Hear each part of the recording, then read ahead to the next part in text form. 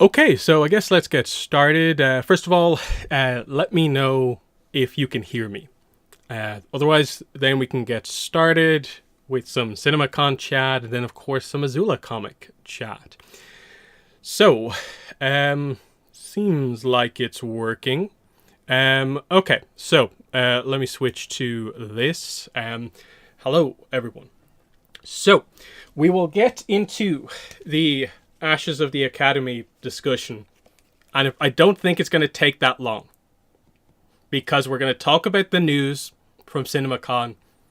Not that there really was news, but we have to discuss it because it was a big build-up and they didn't really deliver. So, I think this is the way I'd sum it up. CinemaCon 2025, the Paramount showing, the movie. We went in with very low expectations. Like, I don't think most people really expected to come out of this with like a huge amount of information on the movie, but I don't think most people expected it to be that weak of a showing. So what we actually got, in case you missed it, is we got the confirmation of the title of the movie. So it's The Legend of Aang, The Last Airbender. Okay, no one called this, but I think there are reasons no one really called it, and we'll get into it. This is probably actually the most significant piece of detail that we got from CinemaCon. The movie apparently wrapped up animation production last week. Now, that doesn't mean that the movie's done.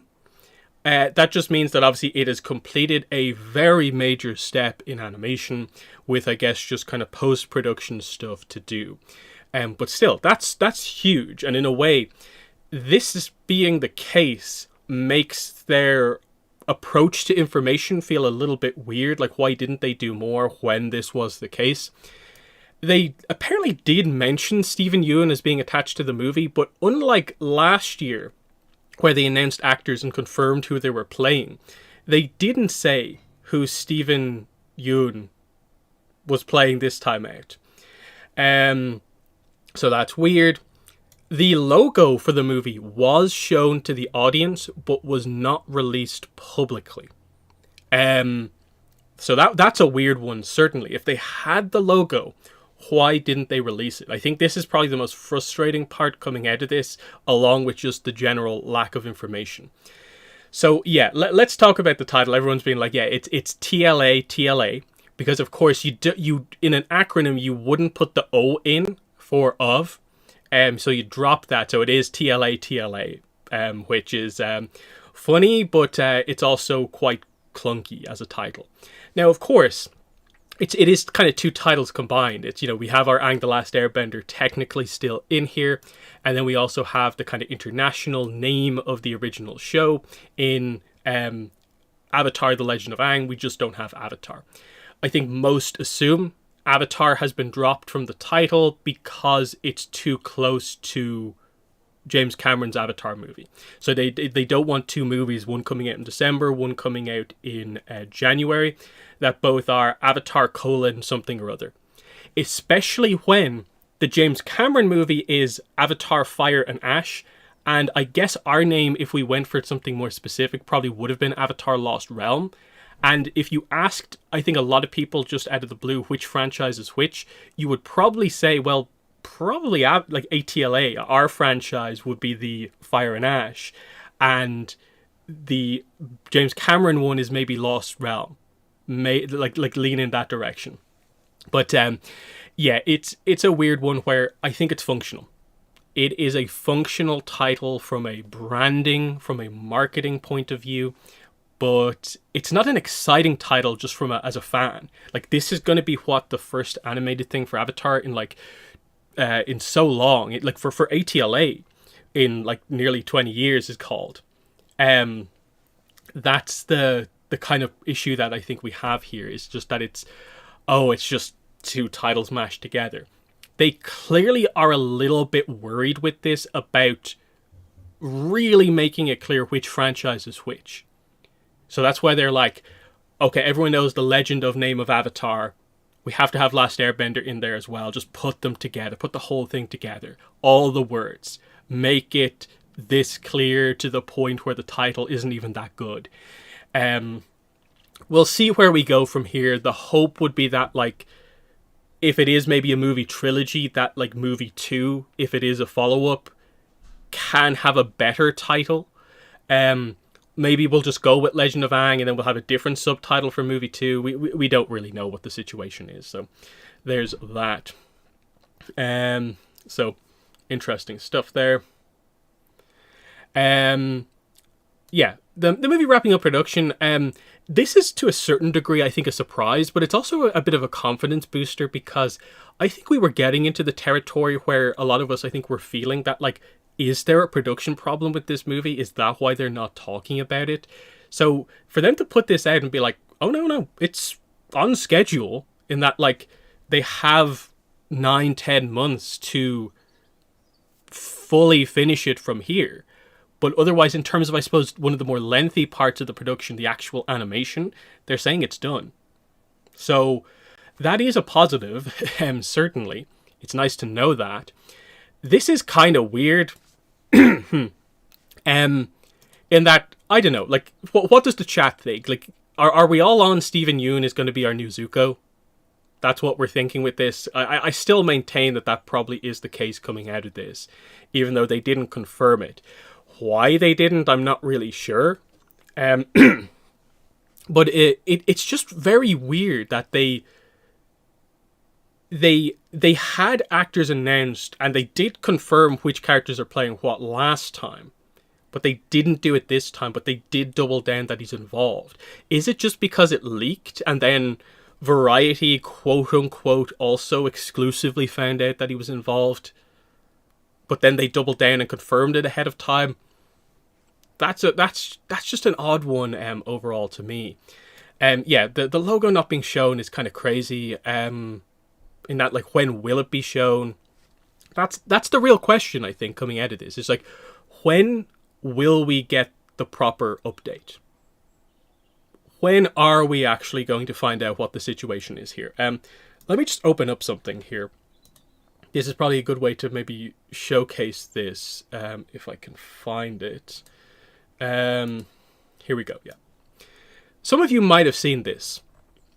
This account on Instagram, the Avatar movie account, apparently, that went up the day of CinemaCon.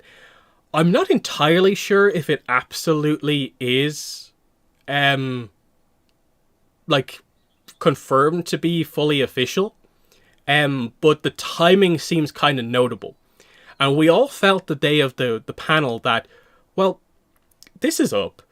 Surely they only have this up, and then they're going to update it, like, the title will be changed, they'll have the new images and stuff like that, and this will go live today. Plus, they have all their Avatar Legends social media accounts that they've kind of activated over the last couple of months. We're about to get going. But they didn't. Even coming out of this, it's like, wait, what? Why didn't you do this? So I'm unclear if this is official or not. Like, was it just a mistake or something like that? Because there was a lot of stuff going on the day. I'm not even sure if it is real. But the other stuff that kind of... The other stuff going on feels like, you know, like the other social media accounts, like Avatar Legends, that is also there as well. And I think that's the big thing that we're looking for, is that I think if we had like a logo reveal and maybe like a little bit more, they should have been ready to go on this front. But instead, none of the official accounts posted any of this stuff. Like, even though the title has been confirmed, they did not post about it anywhere officially. So it seems like on the Avatar point of view, they really didn't consider CinemaCon as we're putting out information about Avatar. They mentioned it because they basically had to, and it would have been very odd not to. But it feels like they did the bare minimum. But what are they waiting for is the real question. Because they I would say SpongeBob, the SpongeBob movie, which is out in December, they basically got the update that I think we were hoping we would get. And it's only out a couple of weeks beforehand. So did they really think that the 6-week gap is big enough of a thing that, like, yeah, Avatar, like, in terms of when we're planning to release it, it's just a bit too early. But, like, what's coming up? Obviously, San Diego Comic-Con, I think Annecy Film Festival is the month before. Are they just going to drop something randomly in between? Because it does feel like we do need to get the logo drop. And I don't think they should wait until San Diego Comic-Con for the logo drop. That seems kind of crazy that we're waiting until that big event for this. The only thing I can think of is, like, and I talked about it in my video as well, is this movie going to be delayed? Is it going to get a date change? Because I think this maybe suggests that, like, if they change the date of the movie, it's not because the movie is delayed. If they're going to change it, it's going to be because they just want a better date for the movie to do the best it can be in the box office. And I just kind of feel like the only reason you wouldn't give it the same rough treatment that SpongeBob got, which is only a few weeks beforehand, is that it probably is coming out a bit later than they're saying. Because even though a lot of the places mention that apparently, like, it has the January 30th date, I don't get the impression, perhaps, that they actually said that was the date of the movie at the show. Because some of the places that were reporting on it still said January 20th. So they got the date wrong in reporting on it, because I think they were doing that thing where they kind of looked back, I think, on their own previous post for what information was out there about the movie, and the mistake was made, like, last year.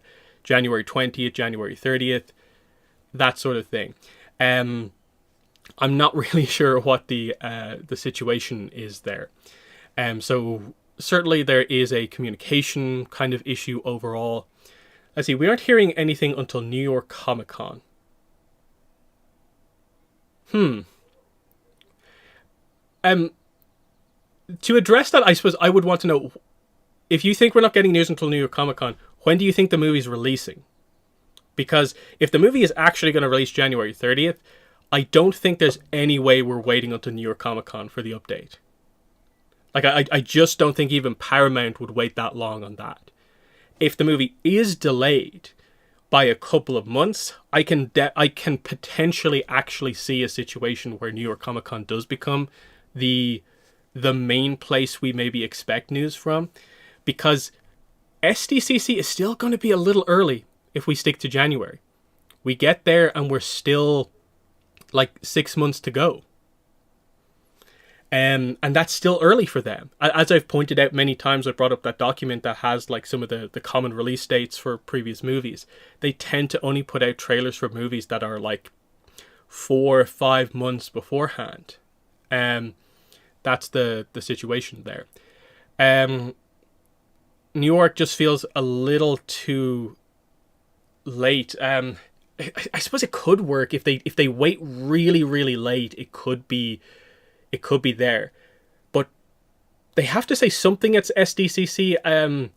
I suppose there is maybe the possibility that maybe they just give us like a Seven Havens update at SDCC, because I think it would be a bit crazy if we just have another San Diego Comic-Con where it's just maybe podcast panel, publishing panel. I think just with how big they're going to be on the anniversary and stuff happening, and they have to acknowledge what's coming ahead, it's a tough one.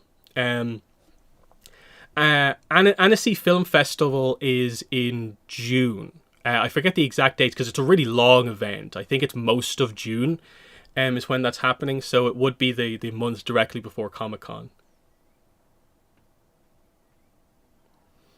Yeah, so yeah, we're thinking like they could do something anywhere. Like, I almost wouldn't be surprised if they do randomly out of nowhere drop the almost the information we were expecting at this event just casually on social media at some point, where we're just completely not expecting it. Because I think we're all expecting some sort of a giant deal to be made out of it, but a lot of the times information does just drop in a press release out of nowhere. Like, remember last year, the date change to January was not at CinemaCon, it was afterwards. So it's a tough situation here. But yeah, they missed an opportunity to give people confidence in things. And I think we come out of this just feeling that like here was a really clear opportunity to do something and you didn't take it when eyes were on it. Eyes were definitely on it. It's just a frustrating situation. Again, Paramount do tend to do this, and I think this is probably the fact that everyone really needs to get on with when it comes to the movie, is that we are not going to see, proper details on this until like SDCC is like, and I would say SDCC is kind of very early as well if they actually do deliver there. The timing might just work out for SDCC, but I think if Paramount do Paramount on their movies like they tend to do, we might actually not hit SDCC. That's just the way it is for Paramount. You could sort of see that if you did actually look at a lot of the announcements that they did make. A lot of I think the trailers they put out were for things that were only about 4 months away.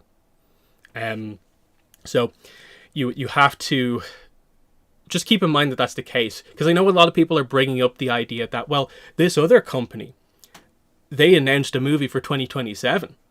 This other company talked about stuff for like late 2026, and it's like, yeah, but that's not Paramount. The Avatar movie's under Paramount. Like Sony doing this weird, really long announcement into the future doesn't really have anything to do with it here. They all have their different marketing strategies. It's just unfortunate we're under the company that seems to have the really locked in approach of we're only doing things much closer to release.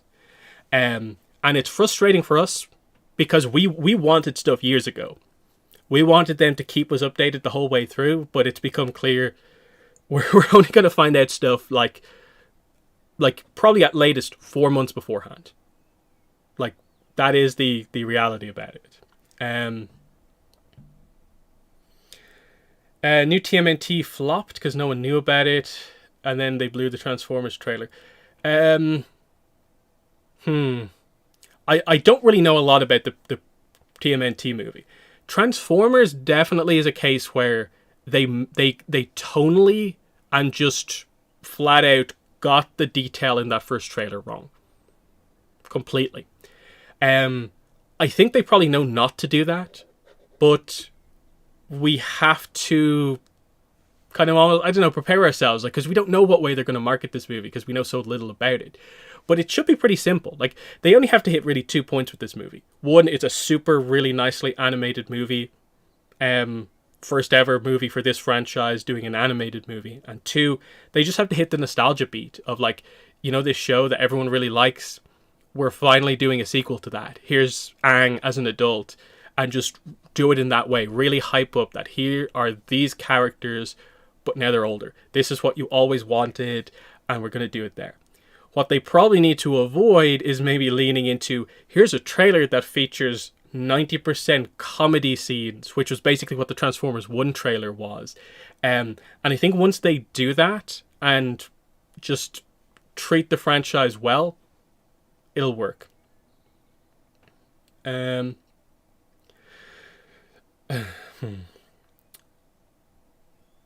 then, yeah, the other detail there about the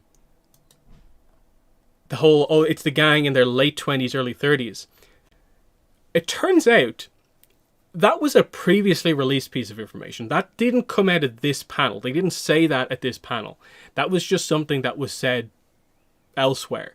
And I'm not even sure, like, I tried to look up the source for that, and it seems like it was just sort of like discussing film randomly, just said that one day on Twitter, that was the case. So there's some weird stuff even there in terms of, like, is that the most official piece of information? Because previously we were going with the idea that actually it's the characters in their, like, more mid, maybe slightly early 20s. Maybe it is the later 20s. Maybe that 30s detail is actually correct. It's just information on this show has been a bit of a disaster. I think so far that they just haven't handled it well so far. But also, it's clear they haven't really started the marketing yet. That's why, like, I do kind of push back on the idea that, like, do they not know how to market it? Well, they haven't started really yet, because you could tell they're putting out the bare minimum information. This stuff isn't being posted about super officially and then being forgotten. They're waiting until they have stuff to actually say before they say it. And then they have to deliver. So we'll see what happens when we get there. But it's frustrating for now, because we just don't know what the situation is there. When do you think the Jazzwares figures will release? So the toy line, based on the 20th anniversary press release, is said to be for summer. Or they said that at Toy Fair, actually. It's scheduled for the summer. So that could be pretty much anywhere. Like, I'm assuming that's not super close. So it probably is more like June, July, maybe even into August. So I think we're expecting more like, like late summer is probably my guess. Otherwise, I think we would have had more concrete information on the stuff if it was like a month away. It's hard to know. But like, for instance, like pre-orders for stuff haven't really gone live yet. They haven't done like the quote unquote like official reveal for that stuff where there are like proper promo pictures. It's still only Toy Fair stuff. So we have to wait and see on that front. That's why SDCC is still going to be big, because they're going to have a lot of that stuff to talk about, where like there's going to be like Avatar Magic the Gathering, that will probably have reveals in or around that time. There's going to be probably a ton of publishing stuff actually to get through that will make the publishing panel probably quite impactful this time out. But it is on like, there's going to be a lot of, I think, people expecting an Avatar Studios panel, and if they don't do it, not sure what the situation is. Late 20s, early 30s was something said very early on, like 2022, 2023. Yeah, it's interesting because like we got the casting info from around like 2022-ish, which was that apparently they're casting for like an Aang who's like about 24. And we could work out the characters' ages from there, which means that none of the gang's in their 30s if Aang is 24. So, maybe they slightly adjusted it overall. Let's see. The cover reveal, plot synopsis for Awakening of Roku is going to come out this month or next month. Let's see. So usually we would get the information in like January or February ahead of a July release. So we're now pushed back by 3 months. So it would be like, I guess April, May ahead of an October release. That would make sense. So yeah, there is that to consider. That actually could come out any time now, basically.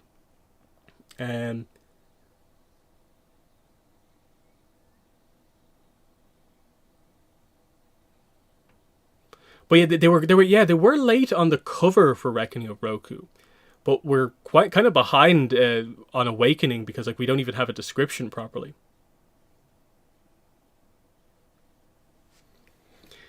But we'll move away from this stuff. So let's get into the comic discussion here, because everything else is ultimately just speculation. Like, stuff is happening. We're going to get a lot of merch announced over the next couple of months. There's going to be a lot of like books and stuff like that announced over the next couple of months because Dark Horse have books to announce. It's very clear. There's like a comic miniseries. They're going to have to say what's next for Avatar, what's next for Korra. It's just all about like, are they going to wait for Comic-Con until that stuff? But then if the movie's actually out in January, they're going to have to solicit the books that are basically movie books in the next month or two as well.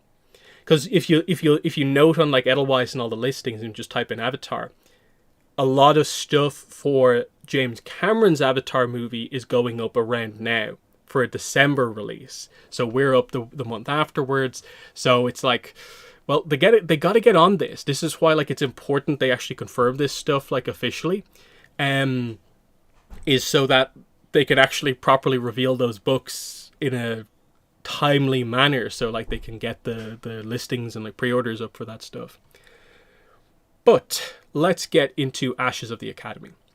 So it's been out only like a week or two at this point, but I think the reception's been, broadly speaking, very good. Obviously, there's a little bit of a controversy that kind of followed this, especially in the first couple of days, which we will probably have to talk about at some point. But overall, I think it has been received very well. Like, very anticipated because of the characters it involves, and I think also the plot beat of we're going to the academy properly for the first time. But I think people liked it, and I do too. I really do think this is a fantastic comic. I think it's clearly the best one-shot by, I think, a pretty decent margin. I think, as always with the one-shots, there's always stuff like, hey, I would have liked to see this expanded, more depth on this part. But I think, unlike, say, the Mako comic, where it really did feel like this comic really needs at least 20 more pages, if not more. Like, it's struggling to fit it all in. I'm very pleased with what they present in the 72 pages, but I'd be happy to have more. It's just that slight nuance of, like, this one I think does really well with what it has. And yeah, just the idea of one would be just perfected by having a little bit more, and the other book kind of feels like it needs more to just feel solid. Obviously, it's a May-focused book where we initially maybe thought it was Key, and she really does get to shine here. And I think that's why it is such a successful one-shot, because it takes the character it's focused on on a bit of a new direction we didn't know about before. So it makes the comic feel very important that, like, if you don't read this, you don't actually know who May is in the kind of present day. And I think that's what I like about it so much, is that they actually did good character work with May, that if you don't read it, you are missing out. You just are not having the same discussion as people who have actually read this book. And then, yeah, we get solid Zuko, Ty Lee Key stuff here, plus a bunch of other stuff. Then Azula in the flashbacks. And I think it just feels that this book is kind of packed with the stuff that we want the comics to be focused on. That's why it was anticipated when it was first announced, because it's like Zuko and May on a cover. They're going to be in the same book as each other for the first time in years. Key's going to be in a book for the first time in years. And Academy focus, especially after the Kyoshi book and stuff like that. The Kyoshi novels touched on the Academy as well. Now we get to properly dive in for the first time. And I think the book does that side of things really well as well. It gets the focus. I think the compare and contrast is very nice to kind of highlight, okay, this is it as you know it from most of the references to it, like when the girls were there. But also, this is what it's like now. And you do get to see sort of the shift in the Fire Nation pre and post war to a point where it's like, this is where we're at now. It's probably a little bit more representative of kind of like showing the Fire Nation almost in the Korra era than we've ever seen any of it in the Korra era. It's kind of funny that the Mako comic released so close that they deal with this kind of Fire Nation people wanting to keep things in the past, keep things in the traditional way, so close together. Given that the books should have been so far apart, and if not for delays, the Mako comic would have been out ages ago. So I give this one a pretty high score. But again, that is a score factoring in the one-shot stuff. As in, like, I think you have to very much judge these comics on the basis of they are one-shots. There are tons of limitations on the story, because we only have 72 pages. You cannot move from that 72-page number. You can't go up or down. The book is that exact amount of time. You have to choose a set number of characters, and clearly they are not allowed to do anything massively significant in these stories either. So there are limitations that I think have to be factored in when you think of these. I think a lot of the maybe initial reaction to this book didn't consider this like at all, because I do think some people do just read the comics and don't maybe consider what the format that we're actually in is and what the comics are and are not kind of allowed to do these days. So yeah, that's why I give it such a high score. Not perfect, of course, but I think it's worthy of that, because I think it's possible for a one-shot to be better, but like this might be tough to hit, because we don't know if we're going to have the combination of characters to hit this point home as well as we think it does, that sort of thing. So that's the situation there. So we'll go through the characters kind of one by one here. We'll start with Ursa. actually, because Ursa is basically in and out of the comic within the first like 4 or 5 pages. So she doesn't really play a role in the comic outside of this initial scene. So let's have the discussion on her straight away, just so we can handle it overall. And we do immediately jump into like maybe I think part of the controversy.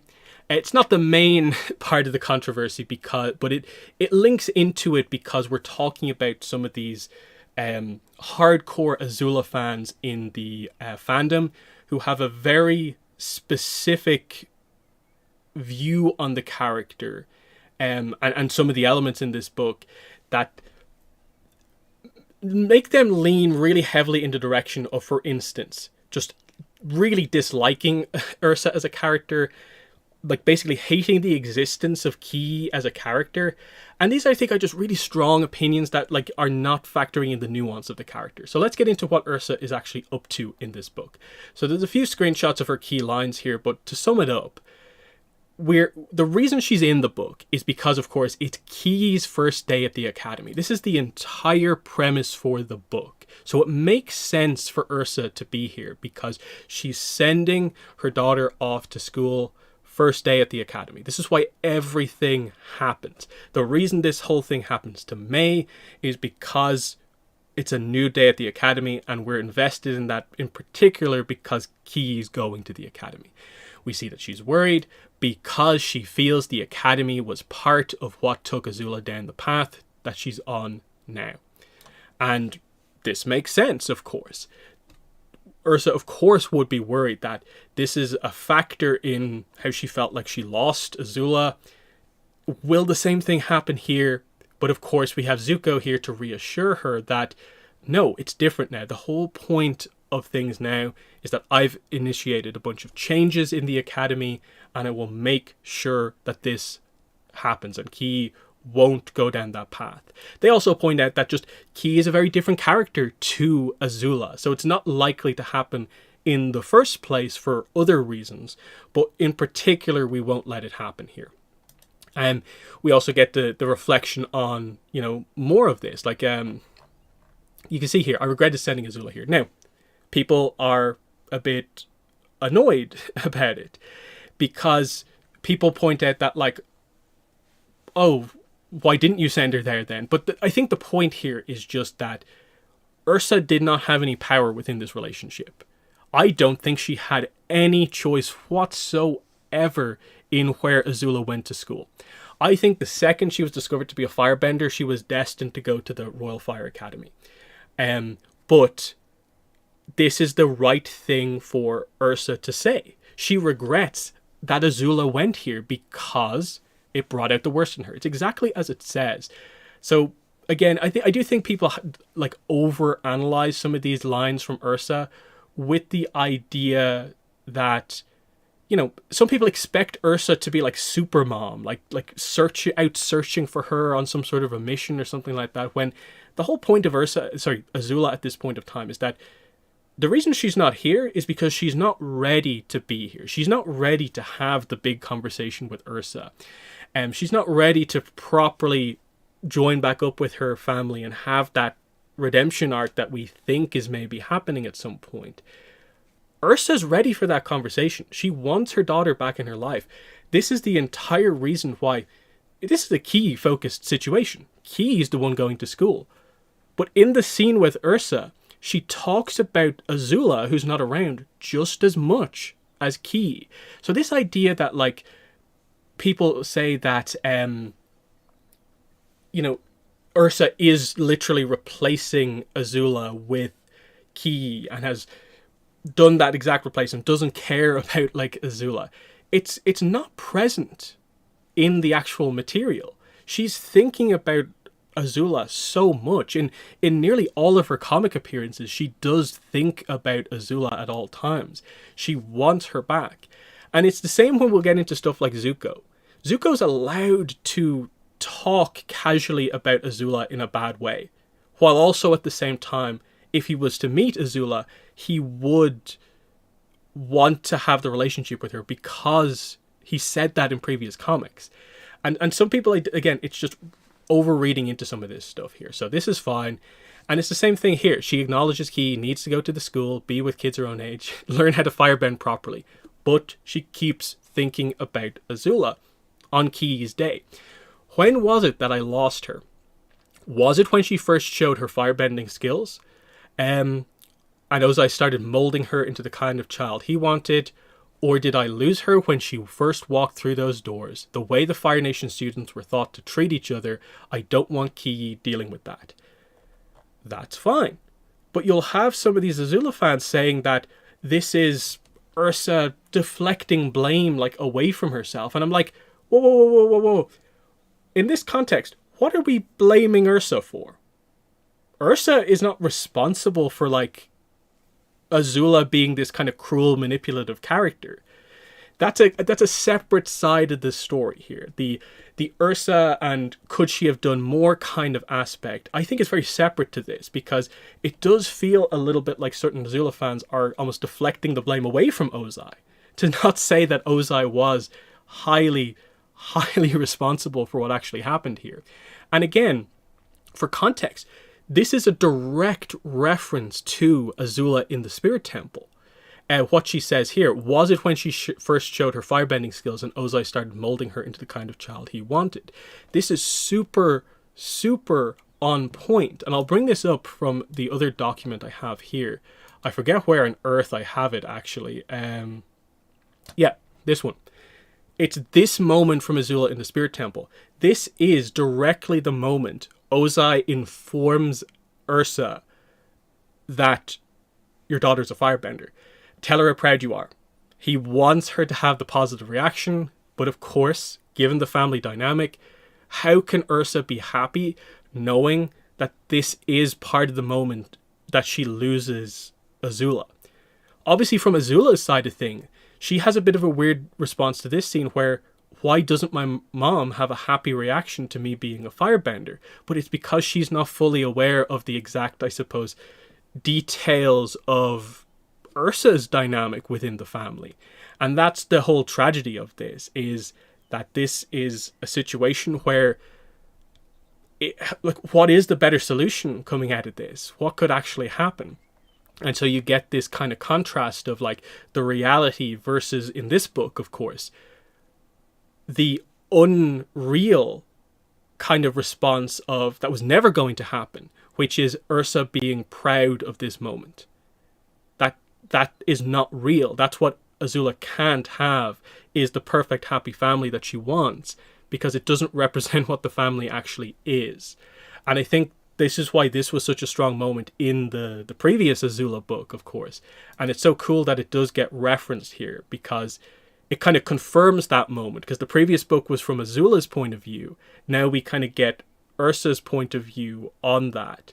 And that's the kind of point here, is that, yeah, the second he sees that she's the perfect tool for what I want, Ursa kind of doesn't really have a chance within the dynamic. Even if she wanted to try to like influence Azula down a better path. One, given the way Azula is presented in the past, do you think the way Ursa would have to approach that would actually get through to Azula, given just the strong personality that she is?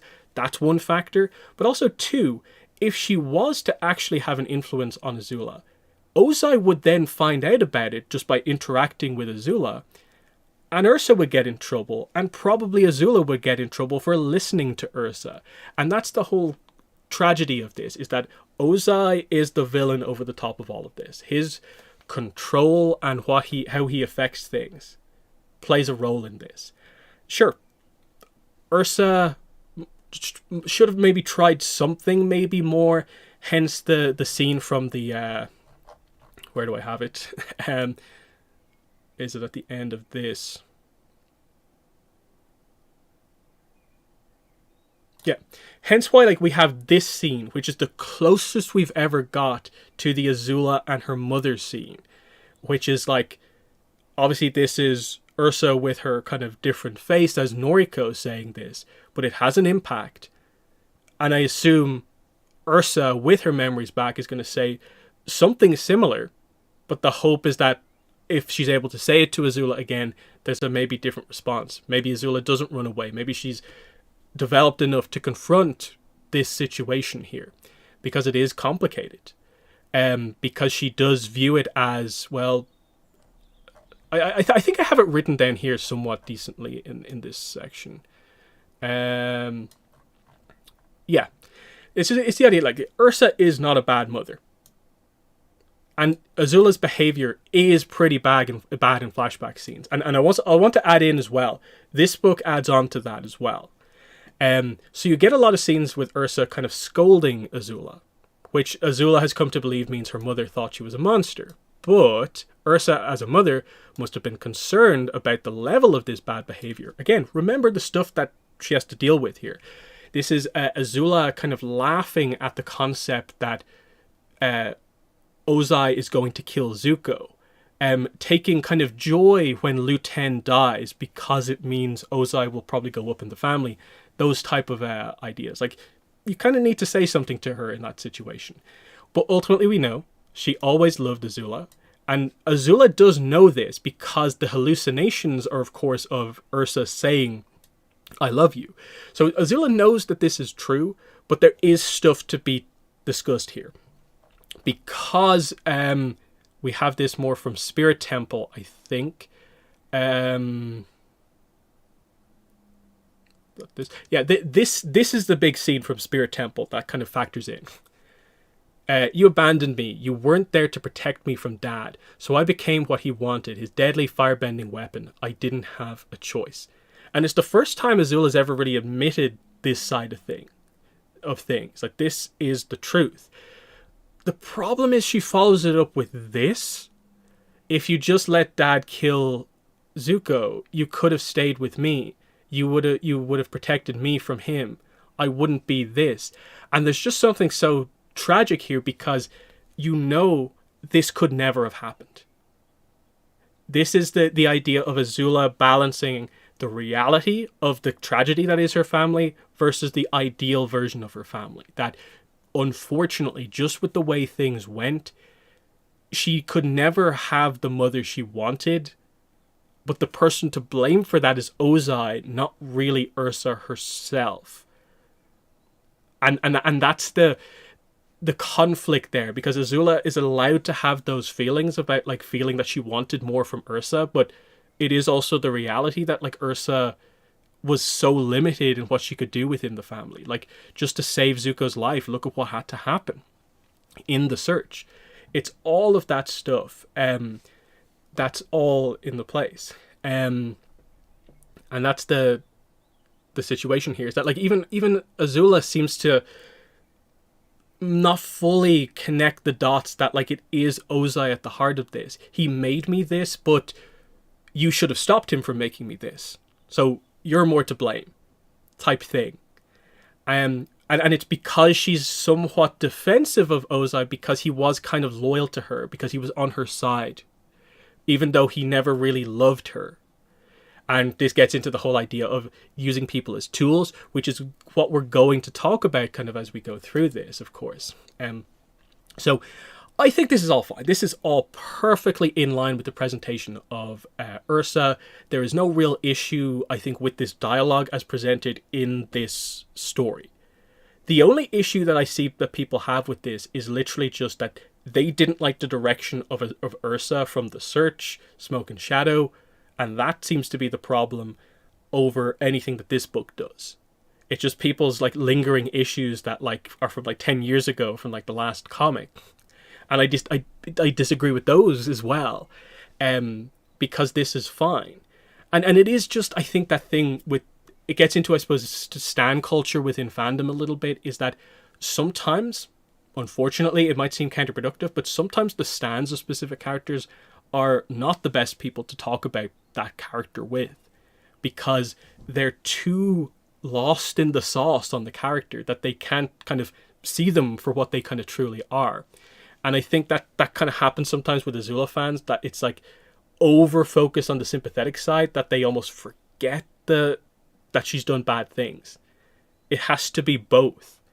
And that the presentation of Azula in this book is perfectly fine, because this is accurate to the way it's accurate to the way she was presented in flashbacks from ATLA, and I don't think it accentuates anything more than what we already knew. It's all in line to me, and so in that sense, I don't really get why there really was any controversy surrounding this book and the presentation of Azula. Maybe the slight point that there's like a couple of jabs at Azula that get added in the text from Zuko, from May, that type of thing. But again, it's fine for some of these characters to say these things. I think I have some of the screenshots here where we can talk about it a little bit more.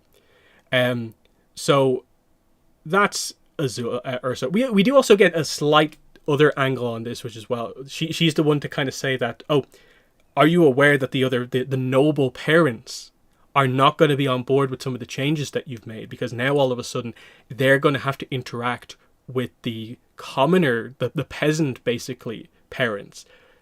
Are you aware that that's going to be a major issue given what the traditions of the Fire Nation have been? Ursa's all on board, 100%, for kind of what's going on, but she's just warning Zuko, like, are you ready for this? I'm not sure you are. So there's that. Did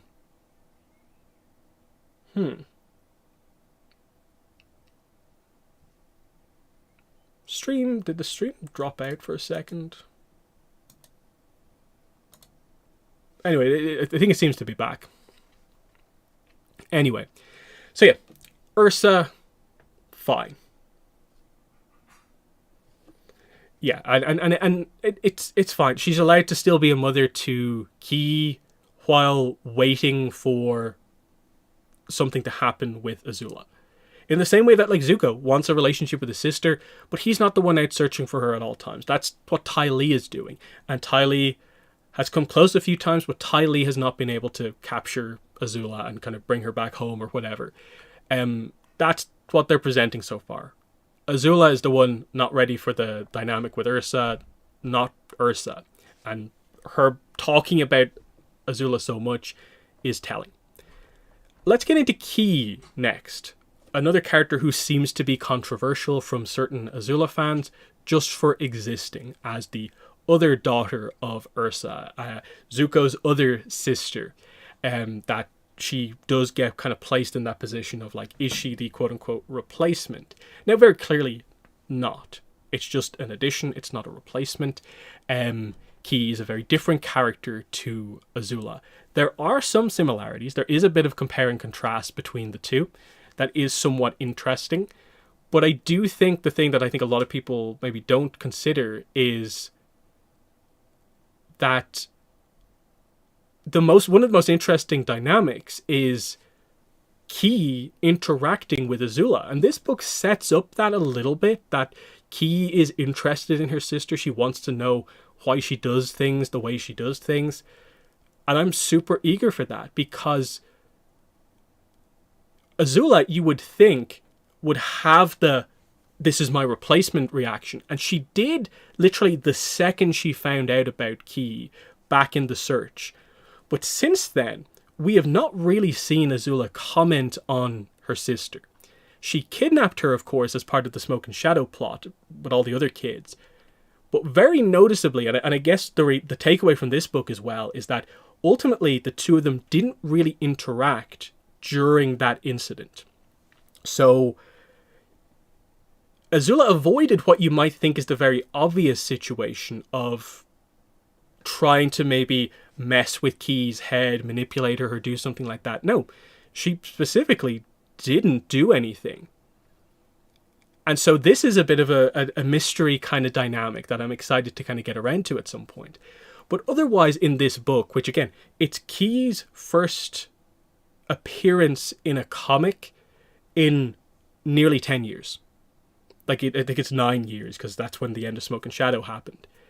And this was really good to get, because this is the most obvious thing going into, like, the movie. From the comics, it's a comic exclusive thing that they're going to have to explain to a new audience. unless they just avoid dealing with her for the first movie or whatever, it is something they're eventually going to have to explain. How is Ursa back in play, and who's this girl? That they're going to have to explain some things with Key. So I'm glad we're getting more content with her, because I think she's a very fun and interesting character. So we see she's very confident when she enters the academy. She has her best friend Lihua with her, who of course you can see as one of the other girls in Smoke and Shadow. That's like a kind of confirmed detail. They were imprisoned basically together, captured together. We see that she fully believes in Zuko's new approach and the curriculum at the academy, and it seems like she's maybe got some lessons directly from him, I guess her mother, that sort of thing. So she goes in kind of knowing a lot of what the curriculum is, and she gets some chances to kind of really be that kind of confident character. She gets to defend Lihua from the noble kids and kind of who are trying to bully Lihua for being a commoner, and she even fights to defend her because she is a firebender now, of course. Which on that point, like, I know a lot of people like to make the thing like, oh, Key's overpowered. We've seen her firebend like, what, 3 times. I get it, the first time she firebend, she kind of burned a hole in a door. But like, I don't get the impression she's particularly overpowered in any way. She does some pretty basic firebending moves here. But also you have to acknowledge she's from an incredible bending line. She's from the Roku line. Again, remember, Ursa's related to Avatar Roku. So that plays a role in things, of course. She has the kind of powerful bending blood. So of course she's going to turn out pretty powerful. But it's not from both sides, kind of like Zuko and Azula. So does she have the potential to go down the exact same road as Azula? I'm not sure. Probably not, but she looks like she's going to be pretty skilled in the future. And that's fine. We see Shihan when we get to the punishment for the fight. Only Lihua gets punished for what happened. And, you know, Key doesn't like this. She thinks this is unfair because she, again, gets the Zuko approach. So she's basically the reason May kind of gets brought in, because Key takes great joy in that she's going to tell on Shihan to Zuko. So you get to see her be very confident here, really use the I'm a Fire Nation princess kind of thing here. And yeah, this is what basically prompts May being brought in. It's very fun when we do get the scene of her getting to kind of correct the teacher who is very cautious about, you know, oh, the history book is very harsh on the Fire Nation. Are we really that bad? And Key's like, yeah, we are. We were the aggressors in the war. We lost the war. You know, the people I'm related to helped to end the war. That whole sort of thing. This is the actual details of this. And it's a fun scene to just get across that, like, this is a change that has to happen. That's the big deal here. That we know this from the show, like the headband. We know they teach history wrong in the Fire Nation. They thought that there was a air nomad army when there wasn't. And they need to correct some of that details and just have it be like, as they quote, everything changed when the Fire Nation attacked. Whereas the previous history is more like, oh, the Fire Nation were just defending themselves because the other nations had armies that were threatening us, type of thing. And it seems like ultimately, despite some awkwardness and some maybe embarrassment, this is going to work out better for the Fire Nation going forward doing this. But then we get the really truly interesting kind of angle on the Key side of things, which is that we see she does get on really well with May, and there's some fun scenes between those two, which is nice. She clearly is a shipper of the two, but she also wants to know about Azula, and this is the first time we've properly seen this dynamic. What was she like, and then later on, why did she do that type thing? And this is so interesting because I feel they clearly brought this up because this is part of the idea that if Azula comes back to the family, this is a dynamic that has to happen, it feels like, at some point. That, you know, how does Azula feel about the fact that she has a sister? That she is now an older sibling to someone in her family. She's so used to being, in a way, the second in line, like Ozai was within his own family, and that feels like part of the dynamic that maybe Ozai fed to keep her ambition going. But now to know that, like, hey, like you now have a younger sister yourself, like, how does she react to that, especially when she sees that like Key wants a relationship with her? Like, maybe she sees something that's interesting in Key. There's all these, I think, fascinating dynamics that come out of this, and it feels like the door's finally been opened on this dynamic. Where it's going to happen, obviously, is the problem. When's the next time we're going to get progress on the Azula arc? Is it going to be waiting all the way for one of the animated projects to do it, or can we do it in a comic soonish? We just don't know. That's kind of the issue that we have here. So we've brought the whole extra bit of the family back into play, except Ikem Noran, which I don't mind too much. You don't need to evolve every character just for the sake of evolving every character, but then that's also an interesting dynamic. Here's a new father figure in her life, and someone who's very nice. That could change things quite heavily, depending on how they do it and where they do it. That's the big problem here. But Key, perfectly fine in this book. Given how young she still is, like first day at the academy, I think they did pretty solid stuff with her overall, where, you know, you can maybe say that she has the slight flaw of maybe she's a little overconfident, but you assume as the academy goes on, eventually she'll hit a limitation on her knowledge and she'll have to be slightly humbled a little bit, and she'll come out of the academy with the right sort of development, rather than the fear that, of course, Ursa had sending her in here for the first time. So they maybe didn't use the character in the way we maybe expected them to, because the back of the book leads you down the road of thinking that, like, May keeps a watchful eye over Key to keep her on the right path, or will the Academy's cruel culture lead her to follow in the footsteps of her other half-sibling, Azula? That doesn't really happen, like, at all. It's like the first 3-4 pages of the book maybe lead you down that road just on the basis of Ursa's worries.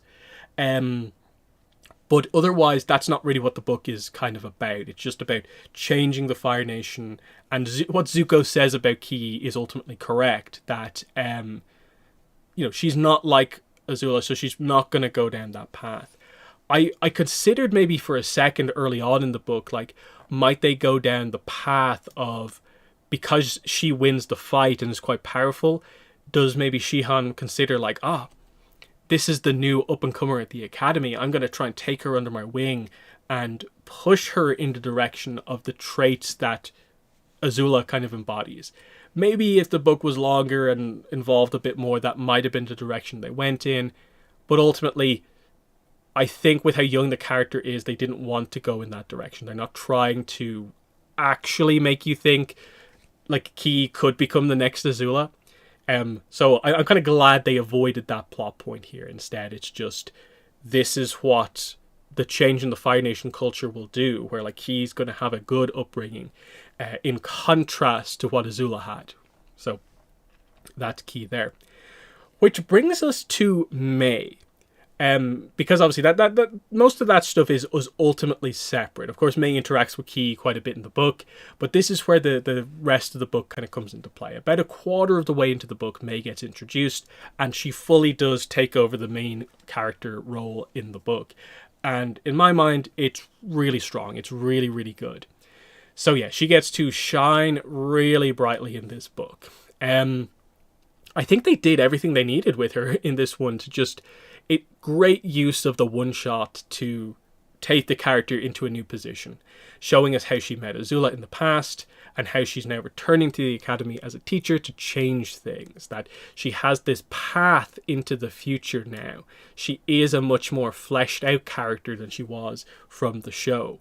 We already got bits of that from, like, Smoke and Shadow and other comic appearances, but this one takes her even further than that, and that's the strength here. Really good writing by actually developing the character in a different direction that we maybe couldn't have predicted, but they end up making it work for the character, I think, really, really, really well. And again, This was actually what I considered to be the more fandom worry that I thought might be the case when this book comes out, is that the shippers might have been the people very annoyed coming out of this book because they didn't take the opportunity to have the two get back together. So in a lot of my videos, I was more like, calm down, shippers. I don't think this is like a negative at all. I think this is a pretty subtle positive in the direction of this ship still happening. It's just not what this book is about. And so it was kind of a surprise to me that the more controversial angle was perhaps the Azula stuff than anything. But I think they made the right choice here to not focus it in on Zuko when they were not planning them to get back together. But there is still some subtle moments in the right direction. Because it does feel like both characters now, Zuko and Mai, are both highly developed beyond where they were in, say, The Promise, where the breakup happened.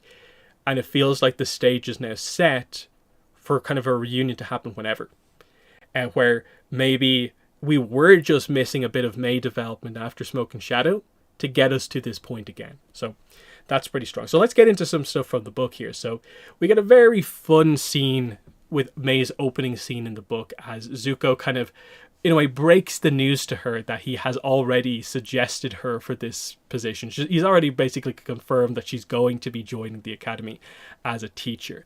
And there's some great stuff here because you get to see much more casual banter between Mai and Zuko, whereas it was still a little bit drama-centric as you went through Smoke and Shadow, maybe getting towards the end of it. You can see they're much more comfortable around each other now, and some of the more casual stuff that they had from before was there.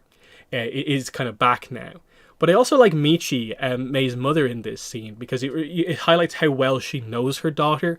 Like this scene being quite important, I think, in terms of trying to just open the door on the character a little bit by being like, hey, she's already had this development in the original show.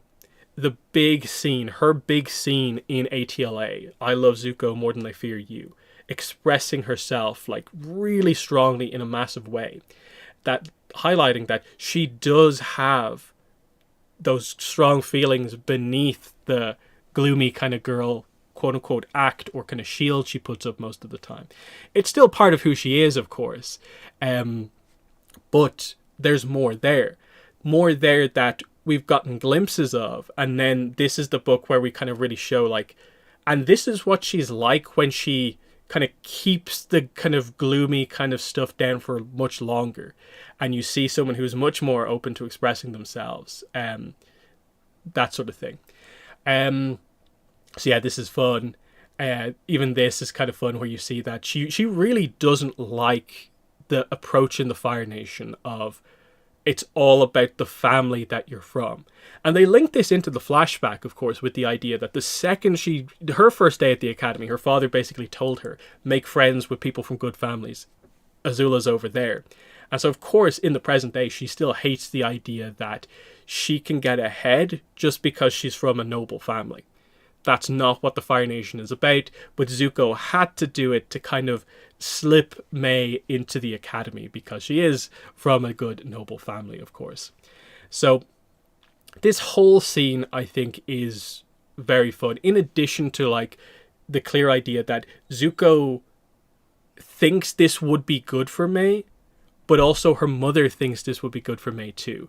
They both can sort of see something in her that she would make a good teacher because she does deep down care and is actually quite passionate about some of these things, which is the fun part that we as the audience get to like experience as we go through the book. And she, you know, kind of reveals that like, oh yeah, she goes in feeling like, oh, what a drag that I have to do this. I guess I'll do it so I can blossom as a person.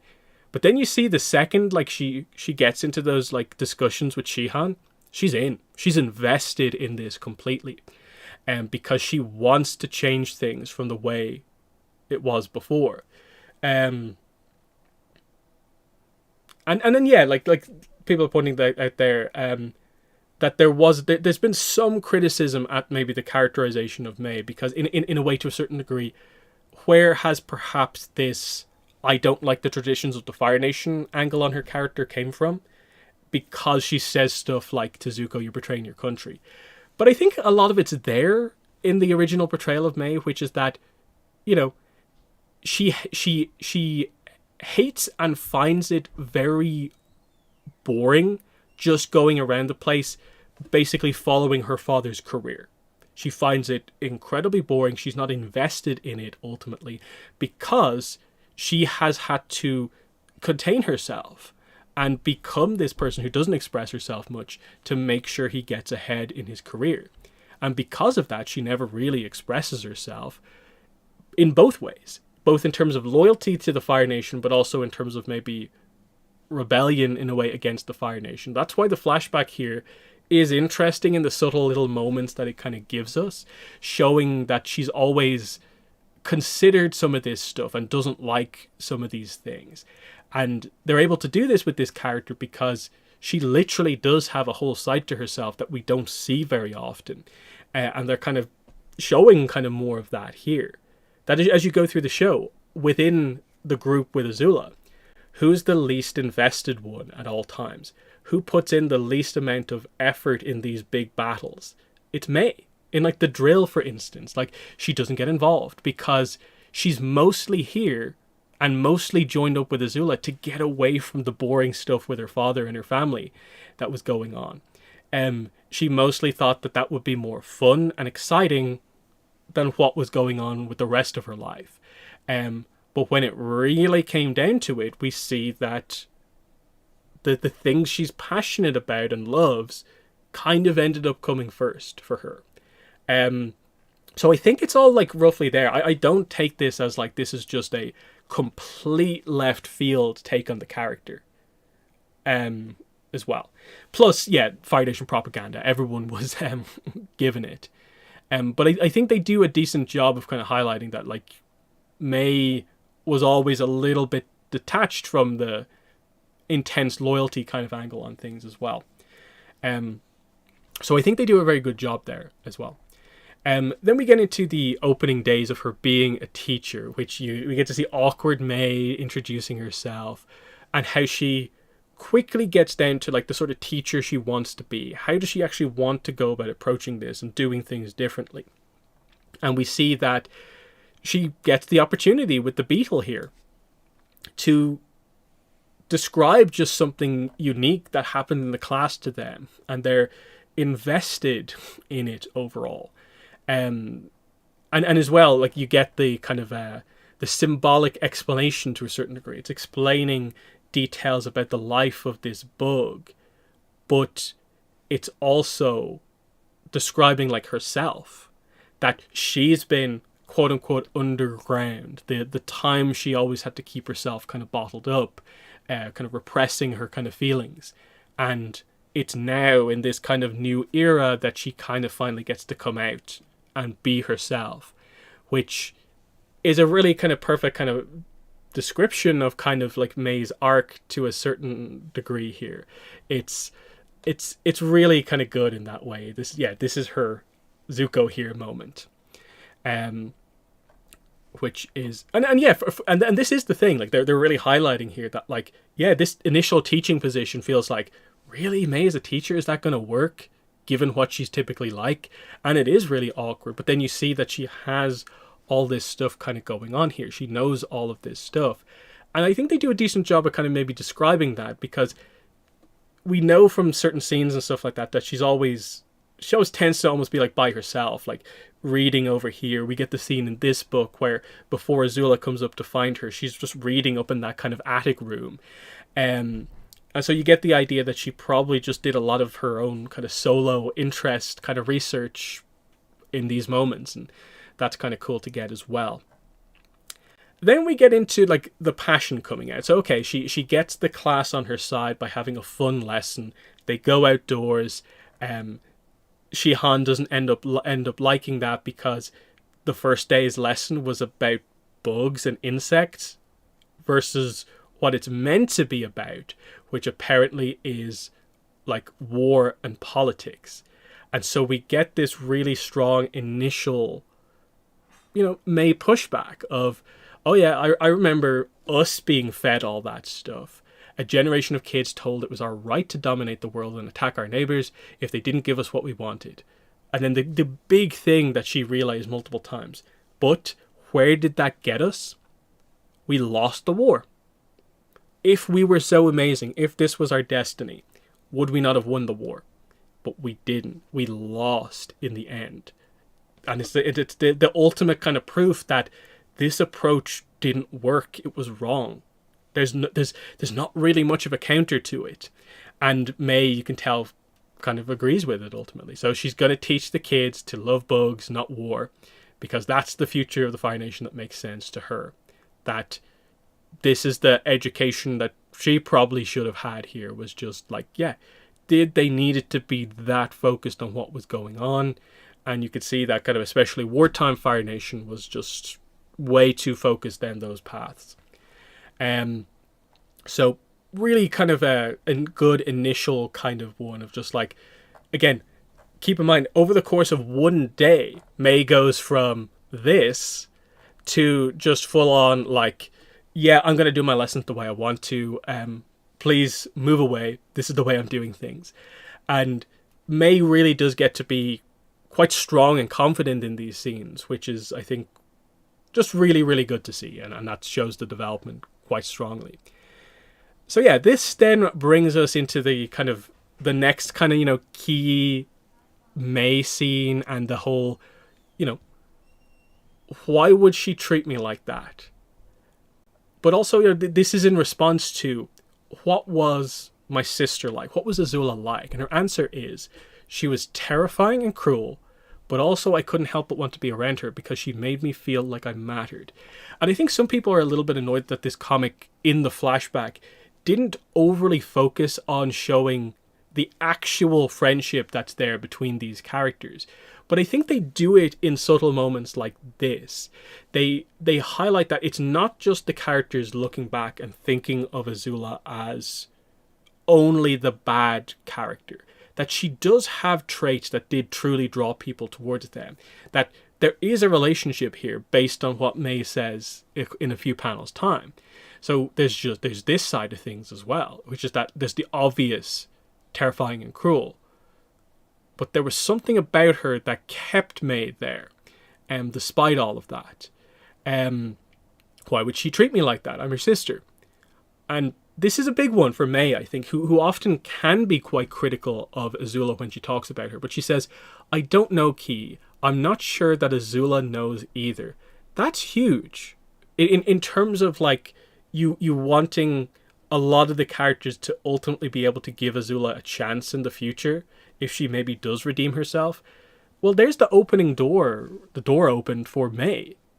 That she is aware that, okay, I can see all the bad that she's done, but I do understand her enough to know that I don't think she gets it either. And that is a really big one to highlight that, when May uses Azula as an example, it's not just to highlight, look at this terrible person who turned out this way. It's, look what the Academy did to her. And took this character who was maybe had potential in another direction, but you just went all the way over here. And you almost created this character who doesn't know why she does things the way she does. That's sort of a whole idea. That, sure, like, there's maybe a bit of a sense here where, she almost doesn't know where the friendship starts versus it was always just Azula using people for their skills. But this shows a sense of care that I think if she just didn't care at all, wouldn't be there. And I think that's important to note as well, just in terms of the subtleties here. It's not as clear cut in terms of creating an arc, but it's like, it's the correct way to do it for May, where with Ty Lee, you could tell that there's maybe more obvious investment in Azula, where I think if Ty Lee really saw a change in Azula, she'd jump on it like pretty quickly. Like, Zuko's kind of ready to have a sister in his life. Of course, Ursa is. It's going to take May longer than Ty Lee, but the seed is planted here, I think, is the point overall. So there's that. And then we get into the big Agni Kai scene, which is such an amazing centerpiece in the book. And it's the whole idea. I have the flashback covered as a separate section, just so we're clear here. We'll get to discussing the flashback kind of in full later. This is just the present day May stuff that we're going through. So of course we see May handle the Agni Kai that happens in the present day and prevents it from happening. We obviously get the contrast where in the past she couldn't do anything to stop what happened, but she also sees Shihan doing nothing.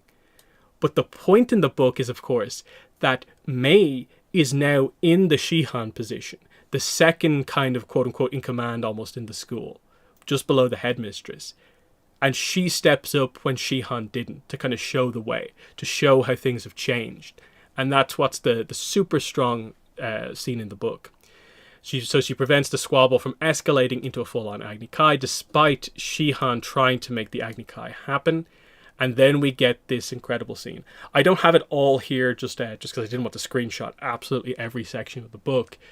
But I think this is like one of the really key points of it here. Is in response to what Shihan says, you talk about these great Fire Nation leaders that the Academy creates. You didn't make great leaders. You made Azula. You remember Azula, don't you, when she was playing at Fire Lord? She was so paranoid she banished everyone close to her. The education the Royal Fire Academy gives these kids hurts them. I'm putting an end to it. That's big. In addition to what she said earlier on about how, of course, the point, Fire Nation lost the war. This is the other one.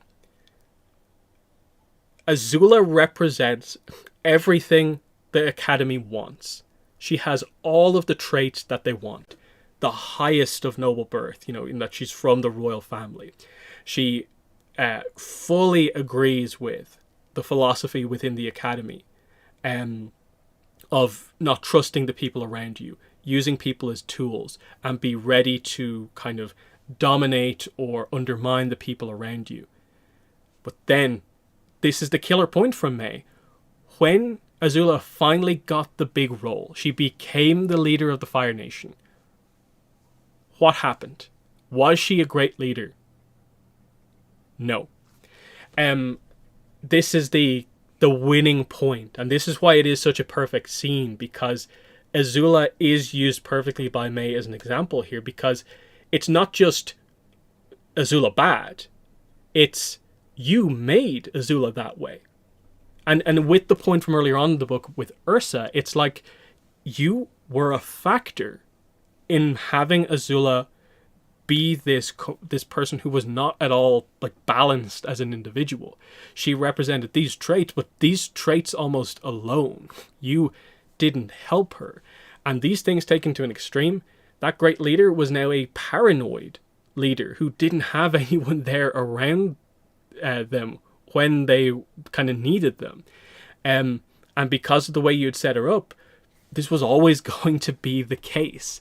That's the point here, and it's the proof positive of this very pitting people against each other approach in the Academy is not the way that things are going to work, because Azula especially gets double that, because the Academy pits the students against each other, but then she's from the royal line, so the siblings are pitted against each other, and it's just like double trouble in that case for Azula, in terms of there was only one way that this was going to go, of course. And that's the point that the book's making about the Academy, is just that she came in with these traits, yes, because she got them, of course, from Ozai, but instead of what you think a school should do is maybe help to gradually make the character more whole, or kind of correct some of these things to a certain degree, it just took her all the way over here. She didn't have a chance with the Academy in the way it was. And I think that's another point that some people miss in the book, is that it's not just saying Azula bad. There is in this, when she talks about you've hurt the people, the education you give the girls basically hurts them. Azula's part of this. Azula is the main example of this, because she is probably the clearest example of just someone who is so unique in terms of the how specific, how spiky those stats are. She has stats in one place but not in the other.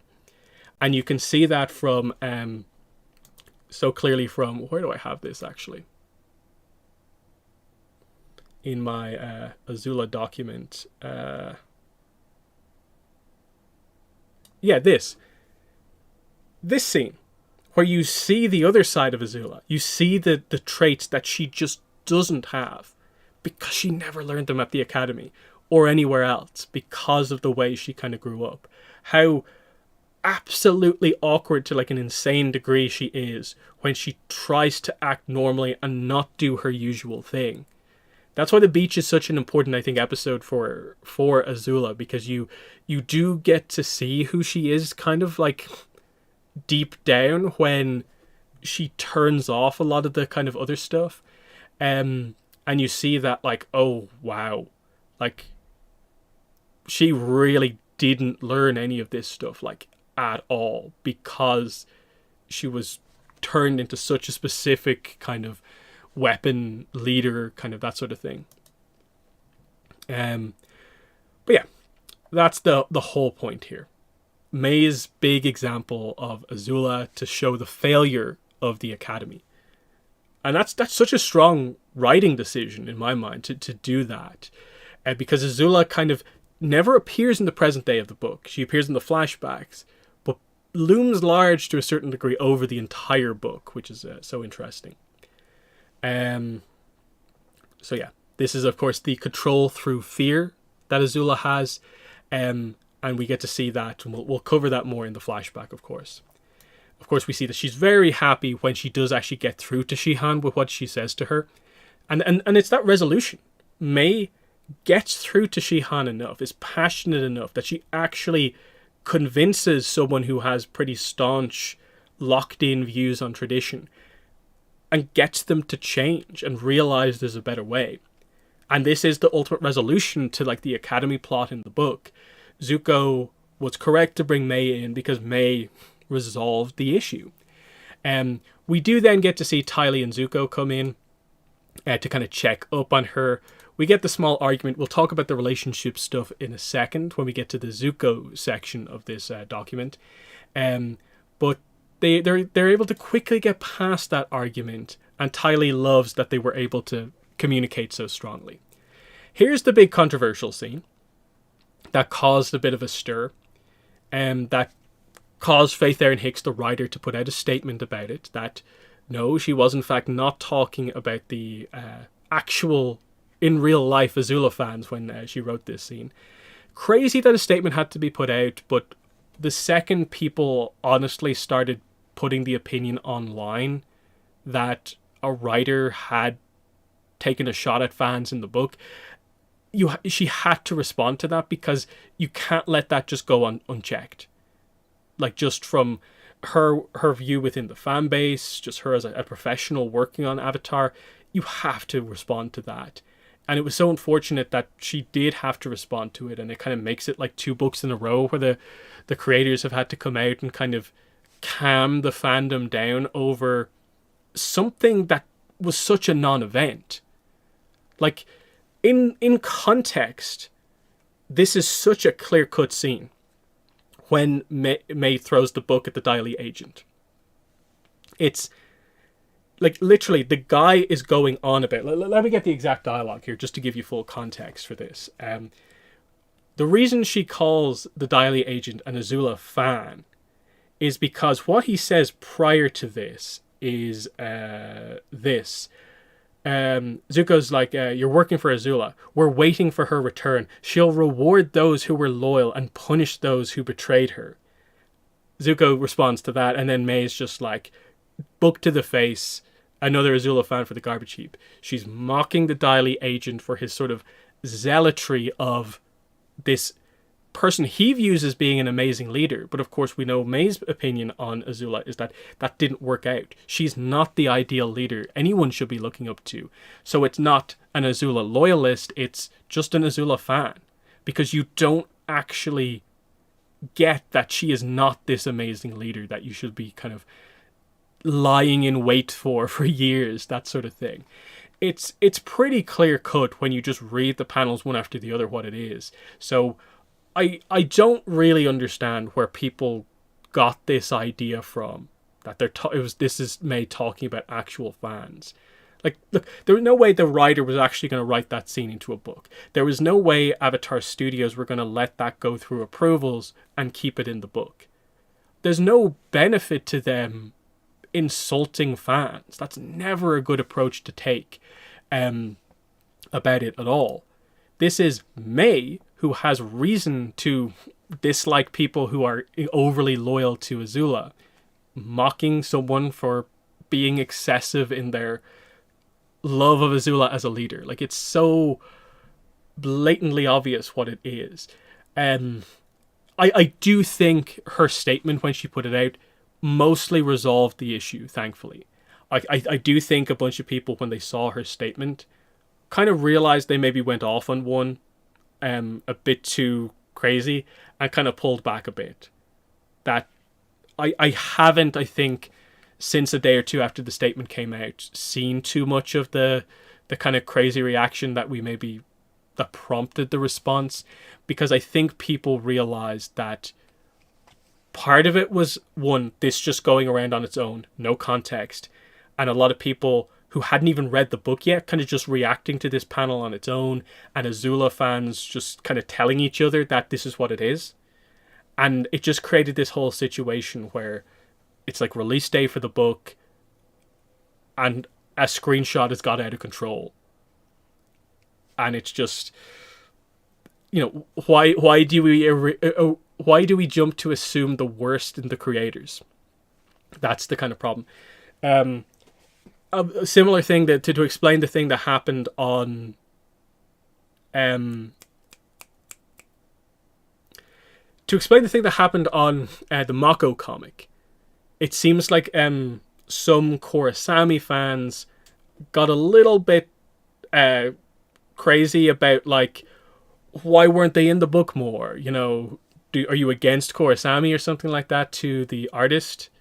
Now, obviously, if you actually know what's going on with the comics, you should immediately be like, why do you assume the artist has any choice in what characters appear in the book? 2, Korra comics are switched over to doing one-shot comics. Everyone's not going to be in every comic. You were never promised Korosami in that book. I get wanting more, but it was Mako's book.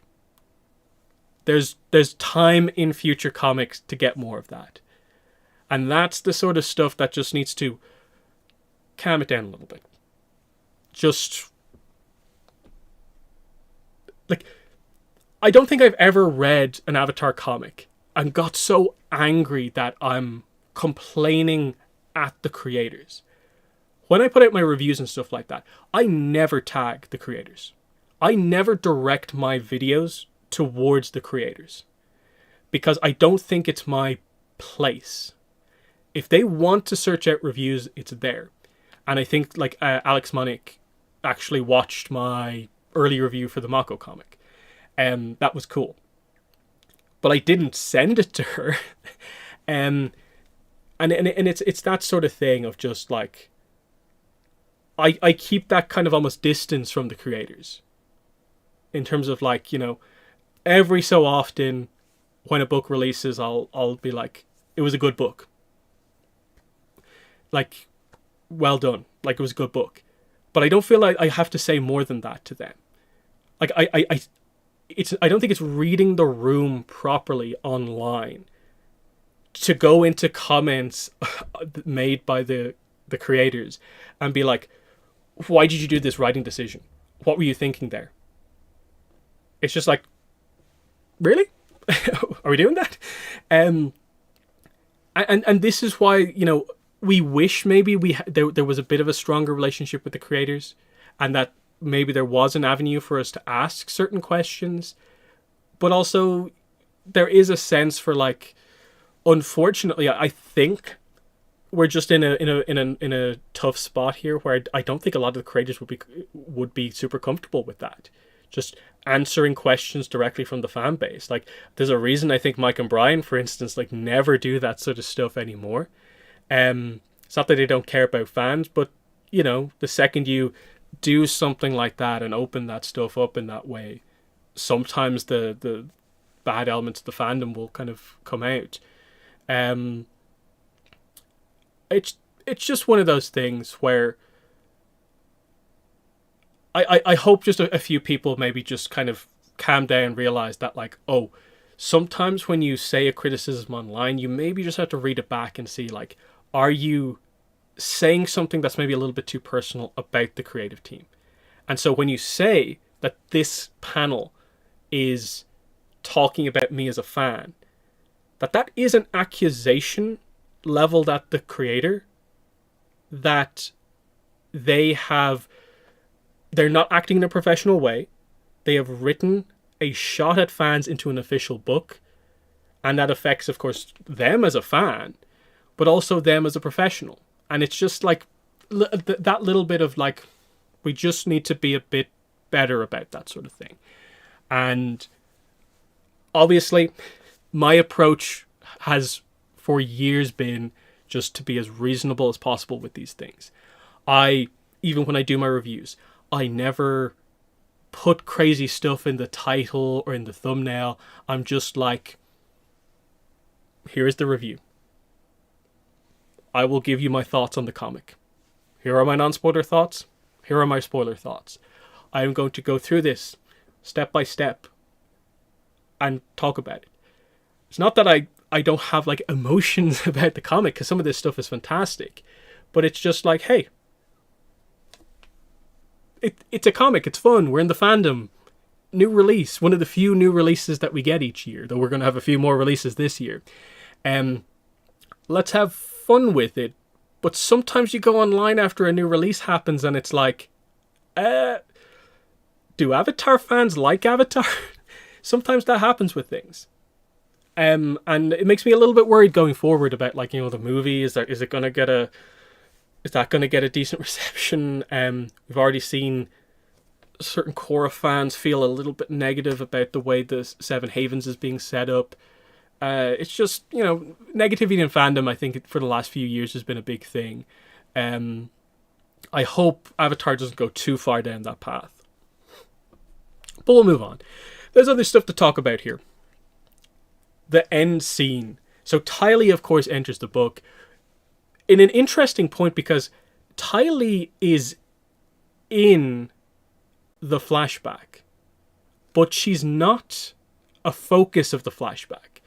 It's such a funny thing, because my first couple of times reading through the book, I didn't notice Ty Lee was actually in the flashback, and I was kind of like, this is so weird. Where is she? Like, why is she not interacting with Azula and May? But she is actually right there. So it's so funny that then Ty Lee actually enters the story present day, and we get this really strong stuff at the end, which I really like the final scene here, of course, because it's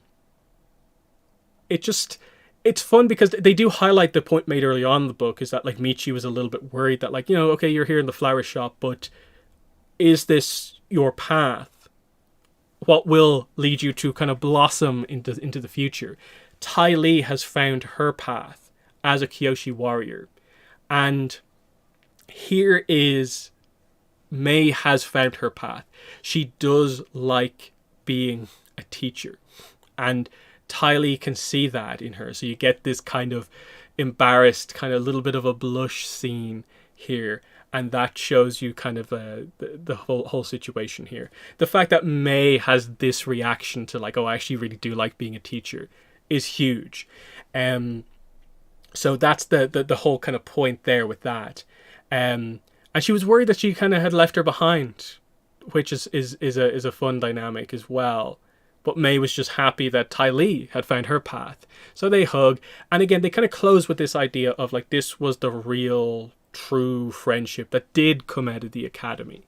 With the idea being that, like, Azula's kind of out there somewhere. It's not that there's no hope for this relationship, but it's very much on Azula.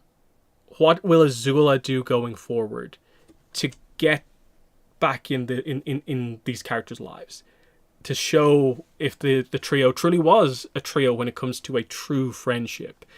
So that's the kind of big point is that's kind of going on here. That's really important, I think, at the end here, that Tali was not a focus of the flashback, but then they bring her in at the end as like, oh yeah, this happened there. That the book is ultimately saying, look, the past at the academy was rough.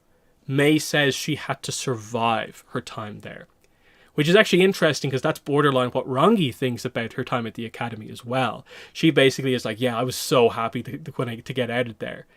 I like what I learned there, but she didn't like being there because of the competitive stuff. And that's back in the Kyoshi era, like pre-war, highlighting that like it wasn't, this is not just war era academy that kind of is changing here.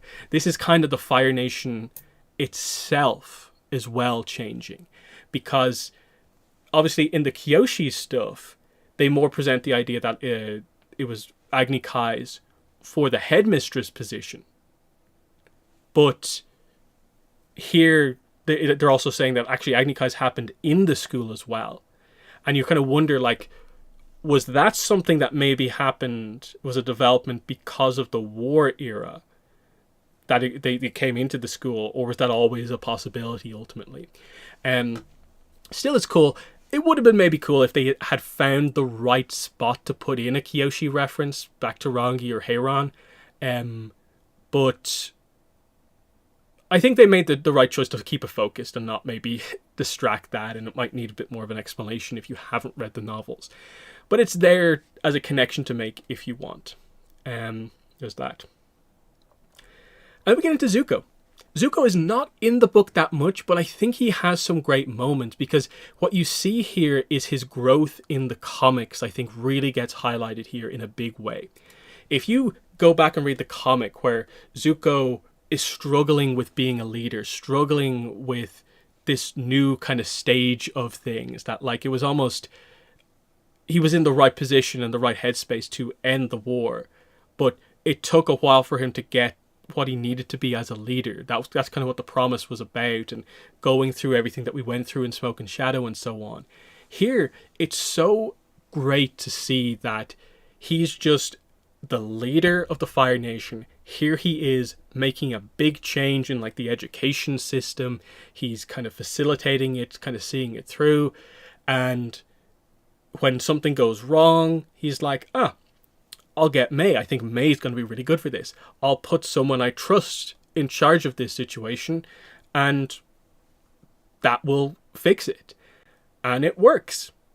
And he just stands his ground, even against like Shihan, who pushes back and tries to be like, well, the nobles will side with me. They'll want to keep me in position. You need to think about this, Fire Lord Zuko.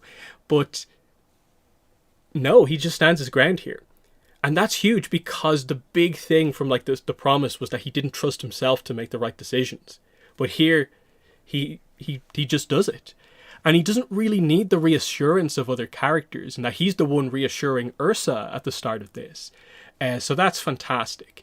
Which is also a sign in terms of the relationship that, hey, he's got kind of past one of the big obstacles that kind of caused the issue with May in the first place. So he's improved. She can see that, I think, ultimately. But we'll get to that. So that's all really cool. You know, he's confident that his sister can attend the academy and it'll be fine. Brings May on board. You can see how relaxed they are in this situation here. Look at the smile. Look at that pose here, talking to May here. You know, people will say there's nothing here. But no, look at this. This is a big shift from the end of Smoke and Shadow, where they were already back to a decent spot. But here you can see it's very kind of casual here.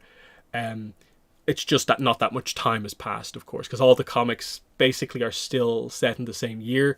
And that's, I think, the only thing preventing them from actually being back together, is just that in universe, it's still the same year the breakup happened, basically. So yeah, they're more relaxed with each other. The drama seems to mostly be gone, which is nice. And yeah, this is the big one as well, that like she loves the position of teacher by the end of the book, and he is the one who thinks she's suited for that in the first place. Like, he knows her so well, is kind of the takeaway from that. Her mother agrees with this, of course, as we saw earlier on in the book. So there's that kind of agreement too. Zuko and Michi agree Teacher May is ideal, and it works out. May didn't even believe it herself, but it worked out. That's great. Then we get to the other Zuko kind of May scene, which would be this one. The kind of little argument that they have here of like, oh, you're coming to check up on me. And there's a little bit of this where it's like, May, don't be so kind of distrustful in a way here. I get it, like, she kind of feels this way because of what happened to cause the breakup in the first place, but you can kind of see that, like, hey, you gave this role to me, just let me do it. But she's happy to have them here, ultimately. I think there's an element of, like, this is her with the kind of gloomy kind of shield up a little bit. But you can see that Zuko says the right thing here. I shouldn't be here. There's probably all this other stuff that I have to do. So many entrenched bureaucrats trying to keep things as they were. I need to do a better job at trusting the people I know are on my side. And she says, you said it.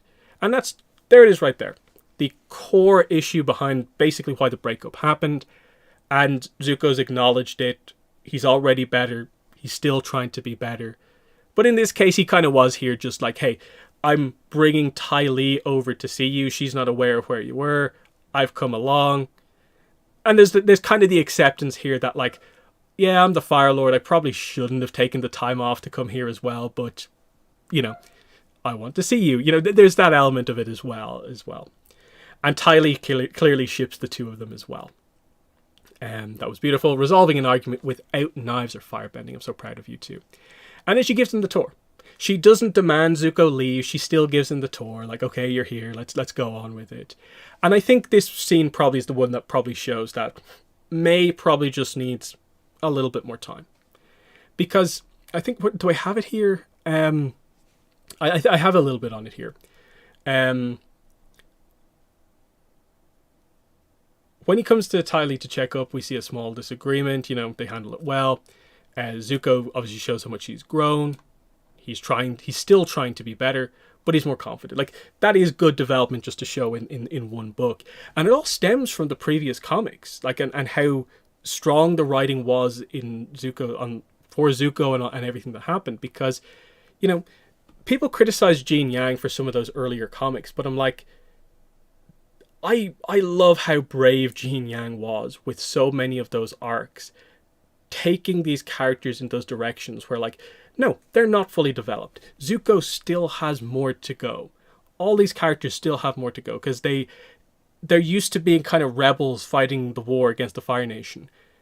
They have to adapt to now being the leaders of the world now that they've won the war. And this is like, now that we're so many comics in, we're seeing like the true final forms of some of these characters. Here is now the Zuko, who is still the Zuko from the end of ATLA, but now he's also developed to be a really good Fire Lord because he's been through these various crises that have happened. Aang has had these struggles as the Avatar of, like, now they've actually had to do more kind of political things as the Avatar. He knows how to better be the Avatar because he's almost only had to deal with the easy conflict in a way almost of the war. It's such a simple thing, even though it was so difficult to pull off what he had to do.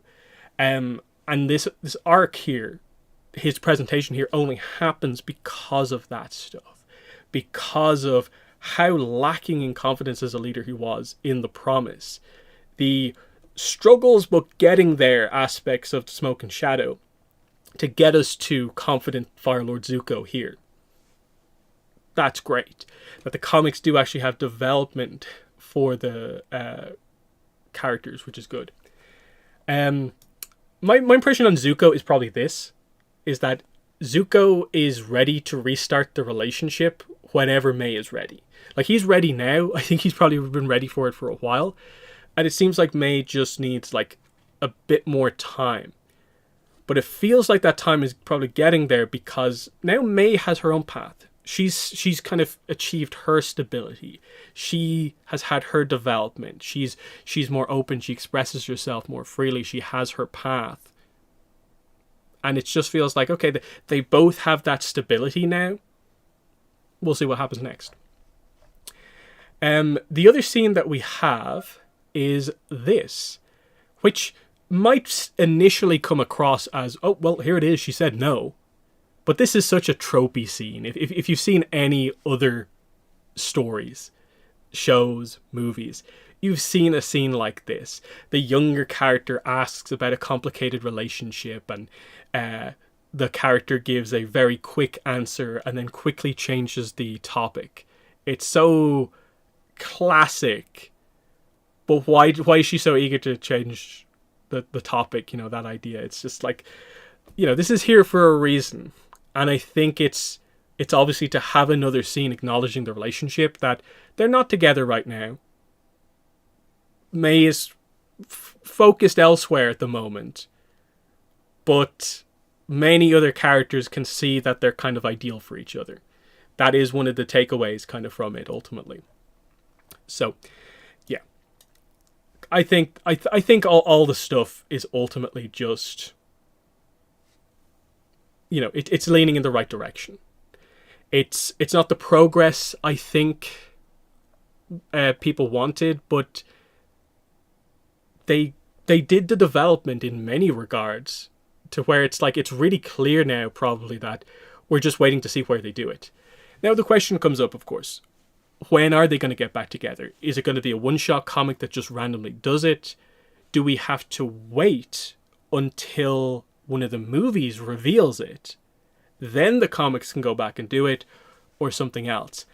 I feel at this point that it is just going to probably get casually acknowledged. Like, there'll be no reveal when it happens, like in like the movie, the Aang movie.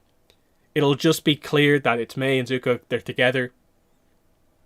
And that will just casually in the background open the door to, well, how did we get here, comic readers, given where we left off, and we can do that story at some point. It's either that, or we're directly going to get a movie that is a bit more Fire Nation focused, and they'll just have that be part of the plot. But I think they probably will want to actually have the reunion happen in the comics. That way, they don't need to explain a breakup and then a get back together to people who maybe haven't read the comics when we come around to that. We'll see though. That's the problem with a lot of open plot points. When's the Azula development going to happen? Is it a comic? Is it the movie? Something else. So that's that. So yeah, there's that. And then yeah, like in terms of the Mei analysis on the relationship, on her side, she maybe just needs to kind of open up a little bit more, because she maybe still feels like, oh, Zuko, you need to trust me a little bit more. Is she thinking about it just yet? And we get sort of the idea that was kind of presented in Smoke and Shadow, is like that, she has in the past been more closed off with her feelings. She's maybe been quite quick to retreat from issues when they have happened. Smoke and Shadow did, I think, seem to highlight the realization on her part that sometimes love hurts. That what happens in Smoke and Shadow, she has that relationship with Kalo that is completely on her terms, where she basically says, like, he's harmless. She could never be hurt in that relationship, but she's not invested in that relationship. And kind of realizing that for someone who actually does deeply care about people deep down, she probably just needs to be open enough to accept that as part of a relationship there are problems, and just when will she be ready for that? That's always been my take on the Smoke and Shadow kind of stuff coming out of it, is just that as part of her character, just she should be a little bit more open to the ups and downs of a relationship maybe with Zuko, who she does really care about going forward. And again, like I said, they have stability, Zuko does too. It feels like it's only a matter of time, even though the book is not necessarily about that specific topic. So I come out of the book feeling pretty positive about this overall. And I felt this way on its own. I've had people who kind of run specific like Mei Zuko accounts being like, we're really worried about this, you know, please tell me it's going to happen. And it's funny kind of having the more open side of some of those kind of specific shipping kind of people kind of contact you and just be like, you know, I'm not the crazy shipper, but I'm like, calm it down, guys. Calm it down. Do you really think it's not going to happen at this point? And it's like, no. We all think Fire Lady May is going to be the thing. Like, we all think it's going to be that. It's just, we're in a slightly awkward position of where's it coming from, but I think it will happen. So yeah. Then we get into Shihan, who I think was really well done, given that this is a one and done book for her. She debuts in this book. We'll probably see her again at some point, but at the same time, it's like, will we? Who knows? But still, I really like the choice to initially have her be this kind of staunch traditionalist character, but that they do allow May to get through to her. That they don't just have the comically evil character. Pearl kind of maybe represents that. So you get both, but I do like that May is allowed to get that. I will bring up the point in chat about the whole Jean Yang in a convention interview mentioned that they kind of get back together in 3 years. That is one of the most confusing responses to a question I think I've ever seen. Because it's so difficult to take that line as being actual confirmation of what will happen in the future. Like, I really don't know what he kind of really meant by that statement. So I've never really read into it too much, except probably for the intent of the breakup was written with the intent that at some point they would get back together. The whole specifics of, like, he says 3 years is like, okay. I don't really know kind of what that kind of necessarily means as such, because was he talking about 3 years in universe or 3 years out of universe in terms of like next comics and stuff like that? So some of those interview questions are always a bit like weird, but regardless of if you take that quote from Jean Yang as being a confirmation or not, it's still really likely to be the ship. And this comic I think only adds to that, in addition to kind of everything else, that whole idea. Like, it's the same as the thing with Azula from the cookbook.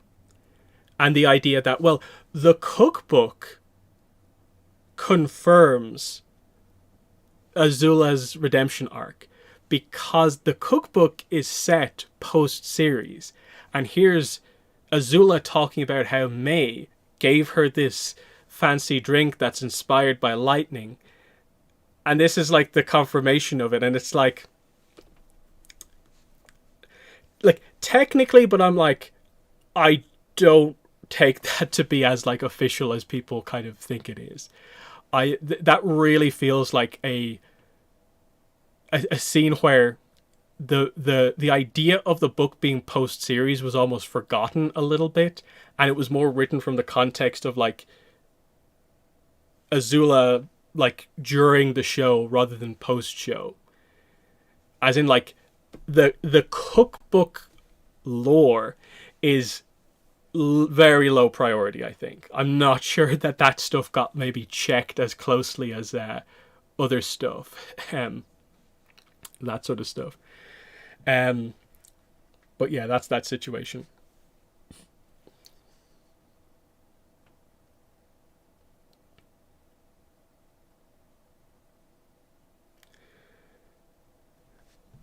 But anyway, so yeah, so some of the big stuff we get with Shihan is kind of her very brief origin story of like what is the connection with Shihan and Pearl. And we get this idea like she's a useless third daughter of a minor noble house. So she's lowish down, but still in the quote-unquote nobility. So that's kind of an interesting one. And it speaks to the idea of like, here's a very kind of controlling situation of like, you have to listen to me at all times because I gave you a future. And despite this, Shihan is still changing her mind and going against her because May did get through to her. She refuses to be controlled by her. She stands her ground and will change. She realizes that Pearl has no power over her.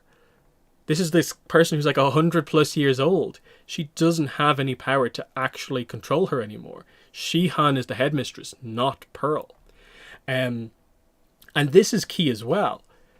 In the scene where she absolutely rips Shihan apart, it always comes back to, but we do it because of tradition. It's tradition. It's all about the tradition. And what's so interesting with the follow-up scene then is that tradition is basically Pearl's response to everything that Shihan says. And she directly sees kind of what May experienced. That like, this is why this is a terrible response. That doesn't solve the issue. But tradition is not the solution to everything. And yeah, this highlights the point May was making all the more, that she's able to kind of see that. As for Pearl herself, yeah, like I said, apparently over 100 years old, which is not just weird hyperbole, because they do say that she actually received an award from Sozin. So it actually has to be basically over 100. So that's funny. But then we get this kind of surprise twist of the book, which is the 2 Dai Li agents that she has as her kind of butlers, that she sends to basically take out Shihan now that she's betrayed them. Because this will go against their idea to use the academy to still have that influence on the kids, to kind of make more Azula's type thing. Obviously speaks to, again, another example of a character just stuck in their ways. That sort of thing.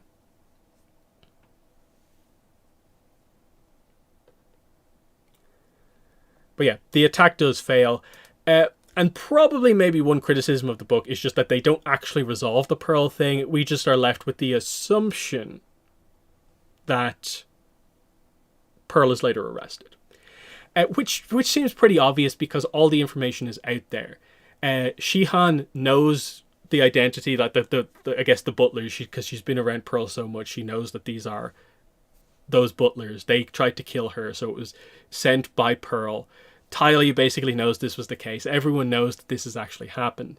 The only question is just like with how old she is. It's like, I suppose, how do you manage that necessarily? Because like, if she is actually over 100, like, oh, she can't have that long left, especially now that she's failed. But you know, that's just where you do run out of time. The Mako comic had enough time to have Poncho be arrested. We don't quite have that here.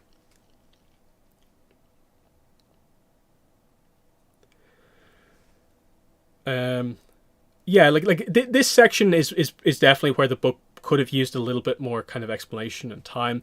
You do see with the Dai Li, they are particularly impressed by Azula, that they side with her over Long Fang. They seem to just value what she offers more than any leader they've kind of, I guess, encountered before. And I guess they stick to it because of that. Obviously, there's definitely a dynamic to be got into in the sense that they've switched sides completely in terms of like they've sided with the Fire Nation, even post-war, where this is now the side that's not really going to come back. But I do think it makes sense that like these are the zealots. These are the Azula zealots. These are not like reasonable Dai Li agents. These are guys being like, she will return and punish those who like acted against us or whatever. So there's that angle on it, I think, as well, that has to be acknowledged here. That it is a final desperate act to pave the way for Azula's return. The thing that it's not actually going to happen, that Azula comes back, and this is just something that I think makes sense, that like, yeah, Azula banished all these people, but some of them must have maybe stayed around just to see what would happen. But it also highlights that, yeah, like these are people who are loyal to her purely for her perceived power. Are they actually loyal if they were to see her now, where current Azula is not this hyper successful leader, as they've pointed out. She failed at being Fire Lord. She technically failed as the Kimura Kage. She failed as the leader of the kind of Fire Warriors as well. That group has left her. Now she's going to form a new group. And the idea is these failures are coming quicker and quicker for her. It's not working over and over again. And eventually something is going to have to change. That's the point of the Azula arc from the comics right now, is that she's gone from being a character who like basically never fails to it's mounting up. And the only thing that lines up with all of it is her. That she's still blaming it on the different groups. It's Ursa's fault. It's Zuko's fault that this didn't work out. It's the Fire Warriors. It's the girls' fault that this didn't work out. It's May. It's Ty Lee's fault. We're getting there, it feels like. Gradually.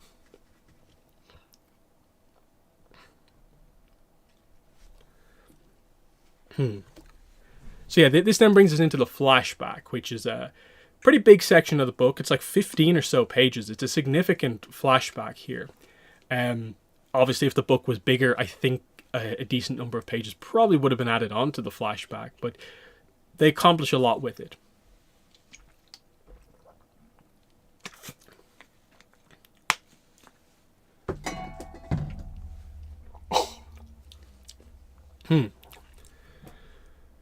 Okay, so yeah, there's some great stuff here, both with May, but also with Azula. Like, again, this flashback, I don't think, attempts to, particularly, I would say, develop Azula.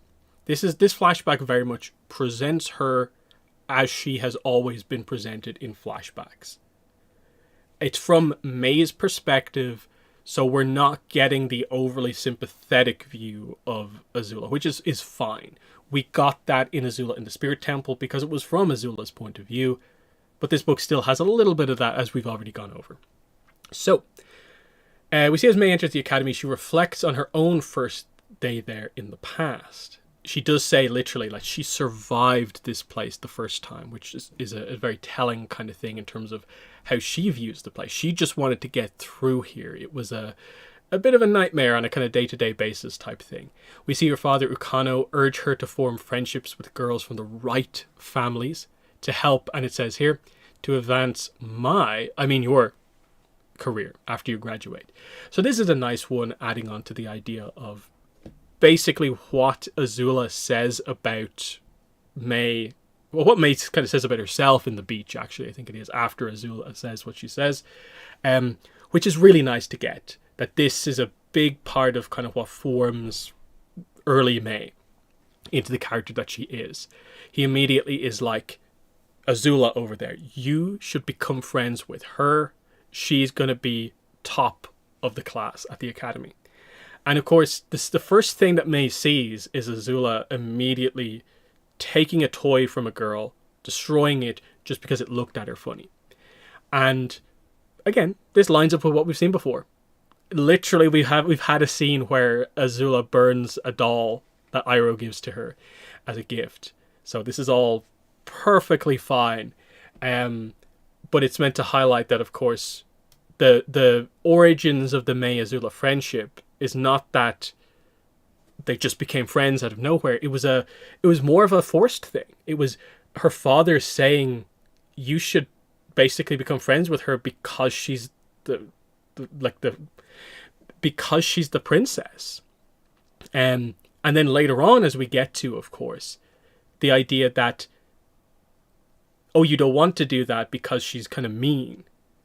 But you should also do it just so you don't get trampled by someone in a powerful position. That, like, it's better to be friends with the person doing the trampling than to be the person trampled. And he basically says to her, you don't want to get trampled, do you? And she's like, no, I don't want to get trampled. And for May, who kind of, you can tell, just wants to go with the flow, get through this.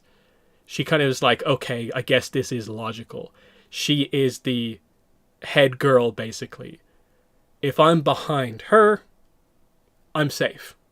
That's the point that they're kind of making here.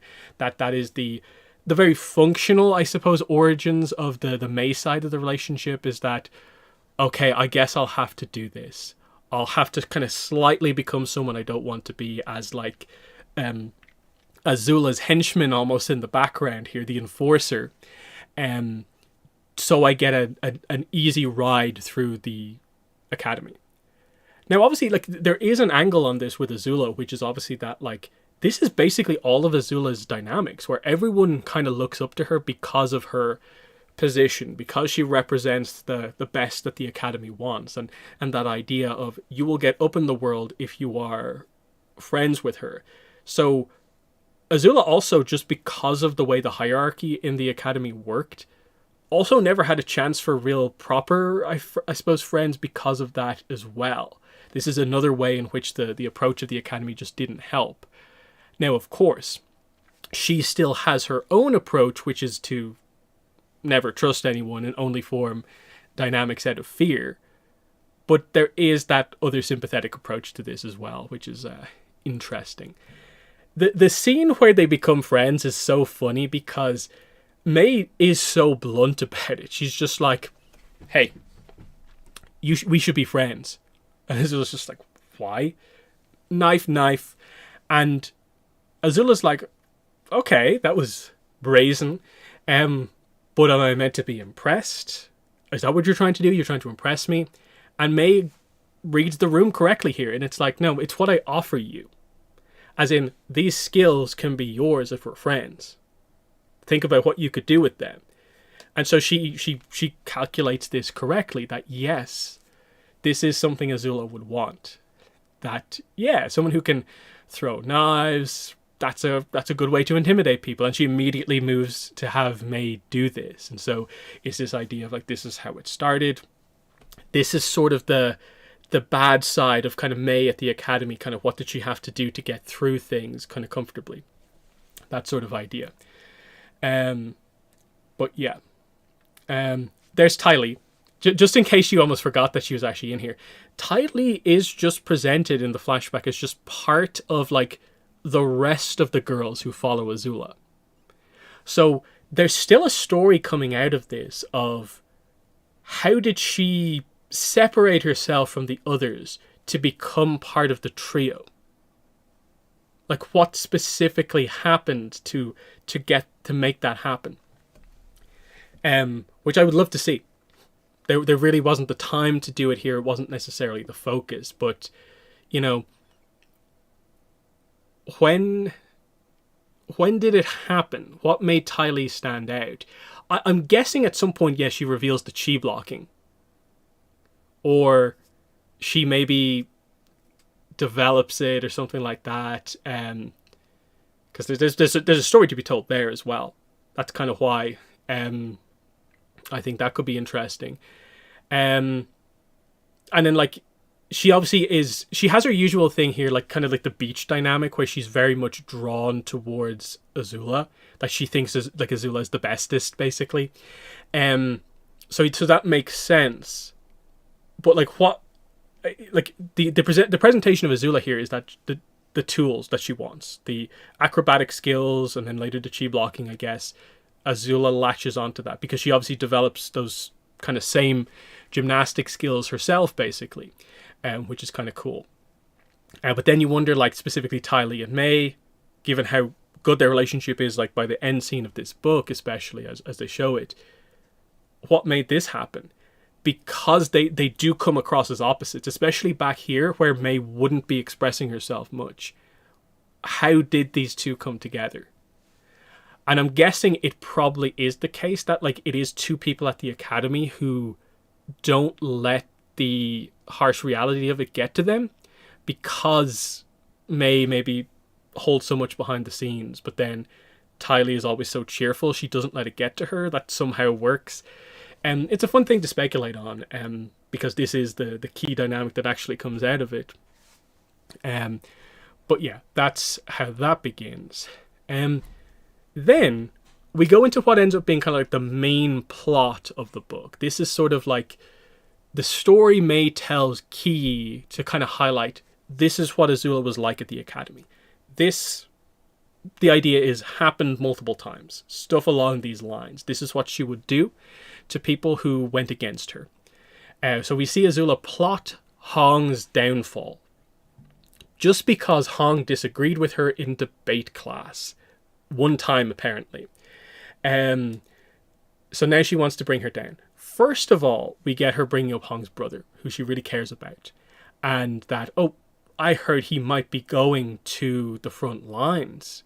I might be able to put a word into my father, who is more reliable than Iroh. So Hong immediately backs down. She will do anything Azula wants. So yeah, she will agree with her in debate class every time.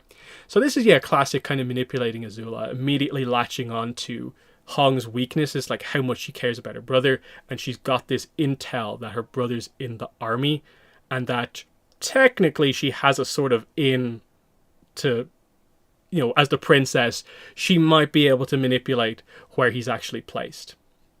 And it's like, okay, yeah, that's very Azula to do something like this at the academy, and just to get the glimmer of an enemy, someone who's not actually her enemy, but just went against her once. It's enough. And then we get this situation here. Azula goes to get Mei because Hong and Pei Jing are about to have an Agni Kai. I will actually highlight the opening of this thing here, because we see maybe a little bit of a glimpse into what is like perhaps the actual friendship between Azula and Mei. Because what is it we get here?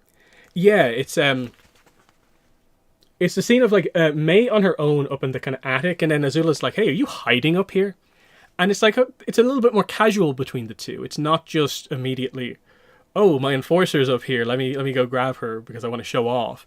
It's like, "Oh, you were hiding here. That's cool. This is a interesting place." And she gets to see that like Mei's up there reading the book, which helps to maybe explain like, was that book about bugs? Is that where she learned that from?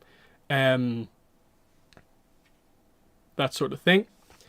And then she's like, the other side of it is that, yeah, she wants to show off what she's done to Mei, which is kind of like cute in a weird sort of way, that like, look at this fight I've orchestrated.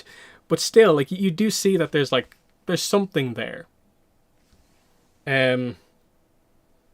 Yeah, they don't confirm the book is about a bug, but like that might help to explain why we get the information that like Mei knows that specific issue, the specific deal with that bug, that she's reading books on her own all the time, and it's a little bit of a like subtle potential explainer, because otherwise it's like, why does Mei know about bugs, type situation.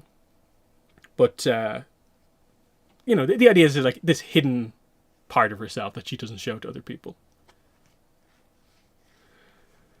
But yeah, this is the fight in the backstory that we get then. So we see them arguing. Azula reveals that she basically has orchestrated this whole thing by lying to them both. Obviously, on the issue with Hong and her brother, she's been lying about that. She didn't actually care about the brother, and the brother did get transferred to the front lines. But then she lies about Pei Jing, and the whole idea of she's from the Earth Kingdom colony. She's a traitor, basically. How do you feel about that, given that your brother is a loyal soldier of the Fire Nation? And she's disrespecting that by being here when she's actually loyal to the Earth Kingdom. And that's how she just makes this fight happen. The other thing here is, what was I lost my train of thought there for a second. Yeah, it's just the back and forth here, as well as the kind of back and forth that Mei has to deal with the other kids in the present day. That like my mom told me that I have to plot the downfall of my friend because they're probably plotting my downfall.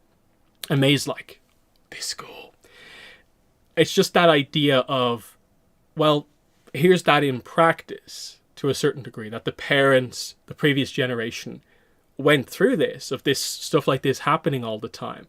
And then even though the academy is not like that in the present day, they still warn their kids to be like that. And it's like, even though it goes quite smoothly in this book, it's still going to take a little bit of time to make that happen, which is kind of interesting. But yeah, the whole situation here, the kind of the darker angle on the Agni Kai, we've always had this to a certain degree, but it's so interesting the way it's presented here, where you're just like, no, no, no, no, no. These 6-7-year-olds should not be having an honor duel with each other, where it will only end when one of them like injures the other one. This should not be happening. You can see sort of the value of the concept of the Agni Kai, because it's a way to kind of settle feuds, basically, I guess, between clans by only having the heads of the clan fight. And it prevents maybe giant military kind of fights happening where people are getting killed all over the place in giant army battles. Whereas sometimes Agni Kais can, stop that stuff from happening. But like, kids having them and the teachers like wanting it to happen, that's the problem. That's the big problem that we have in this book. Because that's what happens here. Pearl's just like, your friend is calling you a traitor, are you going to take that? No choice. Agni Kai. And then Pearl is just like, let everyone here be witness to this Agni Kai. Should any fool cast doubt upon your honor, it is your responsibility as children of the Fire Nation to make that person pay for their crime. And they're saying this to like 6, 7, 8-year-olds. That like, if anyone goes against your honor, fight them for it in a honor duel like this. You have to make them pay. And this is where, of course, Shihan does not step in. She does not do anything to stop this. Mei is shocked in this scene that like this is not going to happen. Azula seems to know that they won't stop it, so she seems to get what the leadership is like at this point. This is what they want, but everyone else is surprised because, of course, when the fight actually happens, everyone apart from Azula is shocked at the result.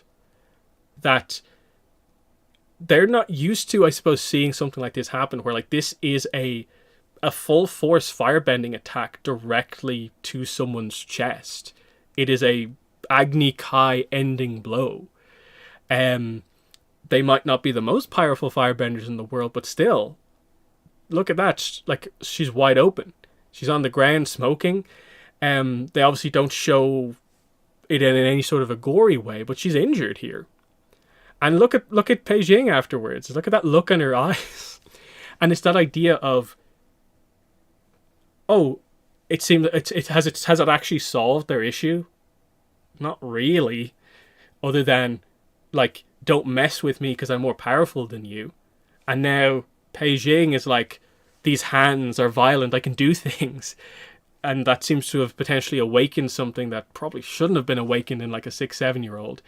And now Hong has been completely, taken down.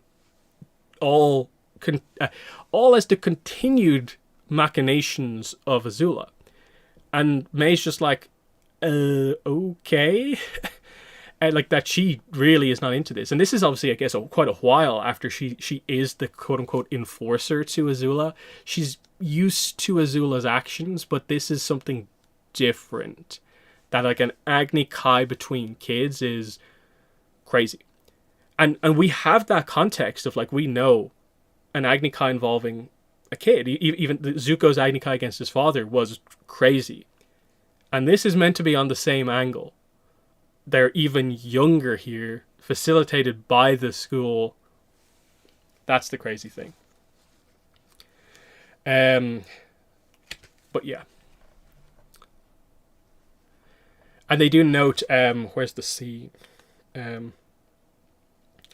It's as they head off, you do get the eye contact between Shihan and Mei in the past to set the stage for the present day Agni Kai, where these two, now in the positions of Pearl and Shihan, the reverse situation happens. And that's what's so clever about the core conflict of this book, the compare and contrast nature of all that stuff.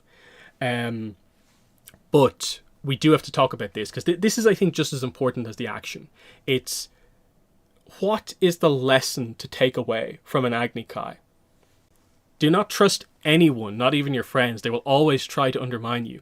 Be better than them so you can defeat them when they turn on you. And it's like, okay, that's Azula. That is Azula's approach. Control through fear. That is Azula to a T. And it's like, that's the way she does things in ATL8. The way she basically still does things. And of course, it lines up perfectly with the Academy's approach. Pearl basically echoes this exact statement to her.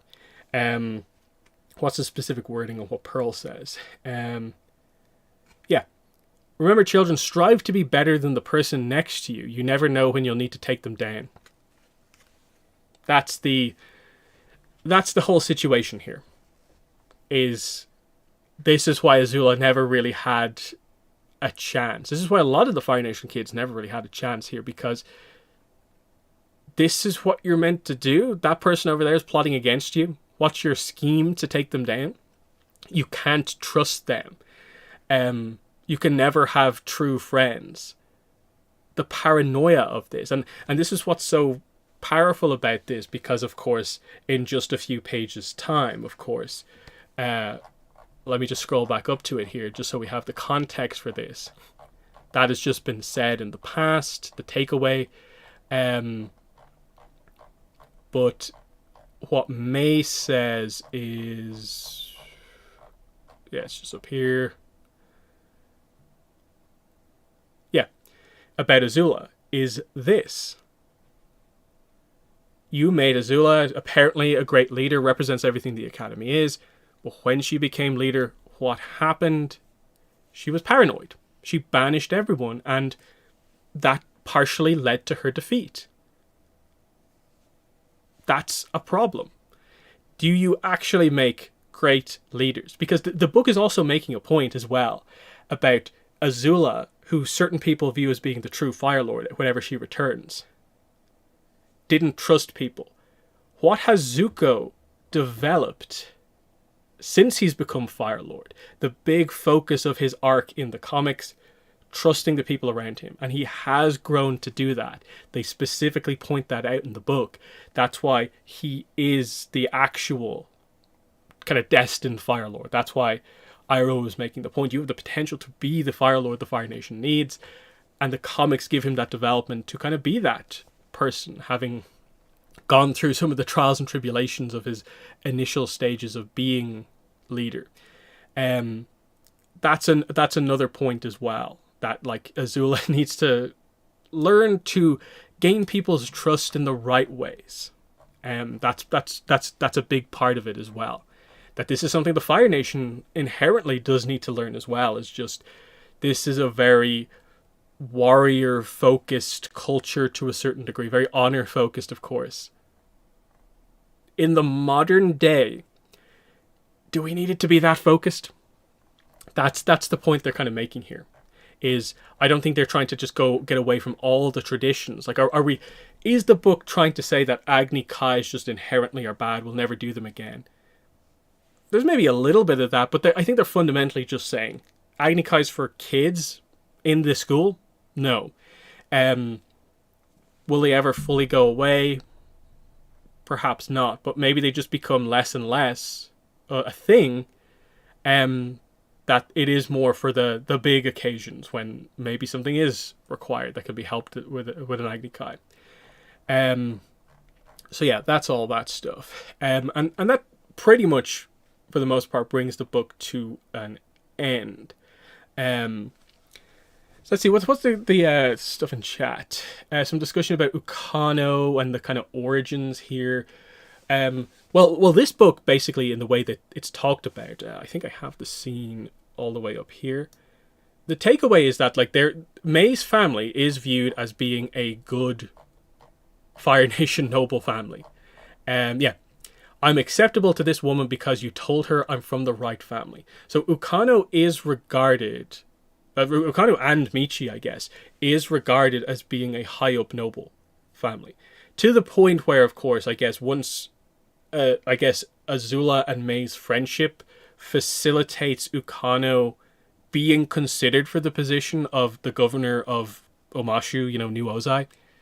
That tells you, I think, he's from a high up family. I don't think this is a case of like he scrambled his way up from nothing. But they maybe are not like the absolute peak of nobility, perhaps.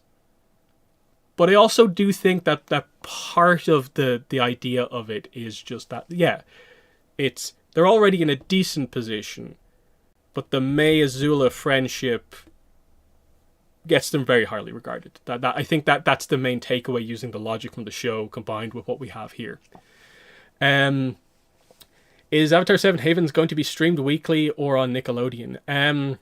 Well, we don't know the airing schedule yet, but the idea would be, as far as we're aware, it should be a Paramount Plus exclusive show. I wouldn't be surprised if they do also air it on Nickelodeon, but I'm going to assume the first place most people are going to watch the show is going to be Paramount Plus. I'm going to guess they are going to do it weekly, because I think Paramount Plus, with most of their shows, do weekly releases. The all at once drop is mostly a Netflix thing. Other places tend to do batches of episodes or just a weekly release. So that would be my heavy assumption, is that I think if Mike and Brian have any influence over the specific airing, I think it will be week by week. And I want it to be week by week as well. One episode a week. I'm okay with like start with 2-3 episodes, 2 or 3 for the finale, that sort of thing. I'm okay with grouping them up like that. But yeah, I want for a full season, multiple weeks to go through. Does that mean Ukano's family are descendants of warlords, at least technically? Look, it's very difficult to speculate about some of that stuff, but the idea, I suppose, if you trace it back far enough, would be like, yeah, that would be the case for, I think, a lot of the kind of big families who end up as the nobility in the kind of present day. But it's hard to like say for sure, obviously. Will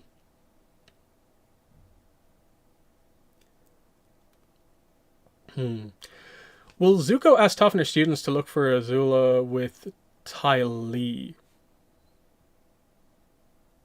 Yeah, I guess they would be quite helpful. They are busy doing their own thing. I think Ty Lee is on it. I think the focus is ultimately that the search for Azula is sort of a Fire Nation plot that if we get into a really big situation, we can bring some of the other characters in if required. But I do think it is a very Fire Nation focused plot.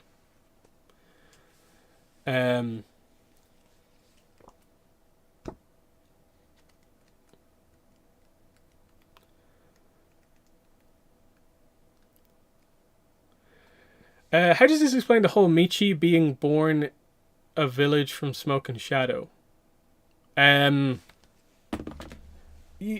going to need to give me some context on this one here. I have Smoke and Shadow here. Like, which part of the book is this revealed in? Just so I can maybe help have this discussion properly.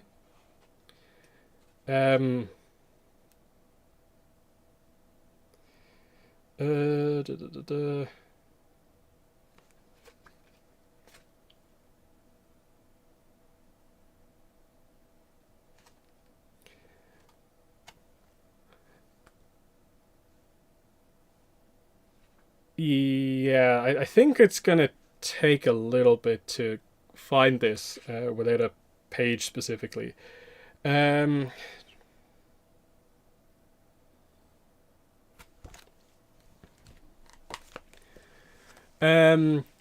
Yeah, the Azula discussion, yeah. What's the end game with Azula? Are they planning to put her back in the asylum or house arrest? Maybe an advisor. I don't think they'd ever put her back in the institute or whatever it's called. House arrest, I'm not sure. A lot depends on how they do it.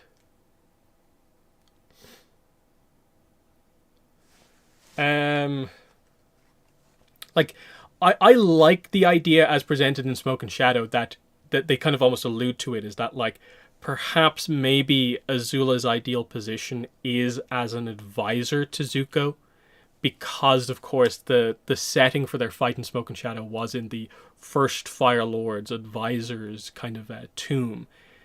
That seems kind of like an interesting one, that she could still be useful, but the pressure of being leader is not entirely on her, but like your skill set can still be used. A lot depends on how they handle the emotional side of things with Azula. Like when she comes back and talks to Ursa, what comes out of that? Because this is where they will get deep into the sympathy kind of view on Azula, because a lot of her family do want to have a relationship with her, so they are going to be open with that stuff, but it also requires development on Azula's part. Can't just be all them, of course. It has to be this kind of two-sided thing. And then from there, it probably has to be something along the lines of a Kuvira, where like you can't just deny all the kind of bad stuff that she's done. So some sort of a, like, you know, she's like, yes, she's like supervised within the Fire Nation, and she is allowed to go places so long as like one of a set group of people are with her. And there's that sort of a thing, just because like you can't just like ignore the most of her time in the comics has been as a villain, but you want to have the hope for her, that you want to have those kind of happy moments of like, here she is with her family, and things will take time to be whatever it is, whatever the family is, complete now, because it's so different. Because you can imagine the stuff with Ursa should be able to fix itself. Like, you know, like in a way, it feels like it is as simple as just Ursa hugs Azula and actually just says "I love you" to her. It feels like with the presentation of Azula right now, that would be like Azula would break down at that, because we already have the idea that like, where is it again? I think I showed this earlier. Yeah, we already have this idea. Like, she teared up at Noriko, who doesn't remember her at this point, said this. So imagine actual Ursa says this, and we have that apology, and especially in an Azula who's a little bit more developed, like this would happen. You know, she felt this way like initially, but how does she feel now? Like she interacting with Ki. Like all of these dynamics are actually there, because you can see on this scene here, it's like Zuko wants a relationship with her. He acknowledges that like it's frustrating for him to have this messed up relationship, but you know, you're my sister. I want to try with you. I want to help you, but she can't accept that help until she changes some of these things. Like the fact that she views Zuko coming out to speak to her like this as weak. She doesn't understand the difference between being strong and weak. That strength is kind of being vulnerable type thing, that she doesn't quite get that, because Ozai never got that. You know, Ozai was never part of the plan, not really addressing that overall. He's happy to see that she has kind of changed a little bit, like oh wow, that's interesting, Azula. But it's this scene was always a case of like, okay, she's back, but you nearly had it, Azula. Like, this was nearly what you need. But then it's still ultimately you in charge, which is not the case. And it's that sort of idea. Because she was wrong here.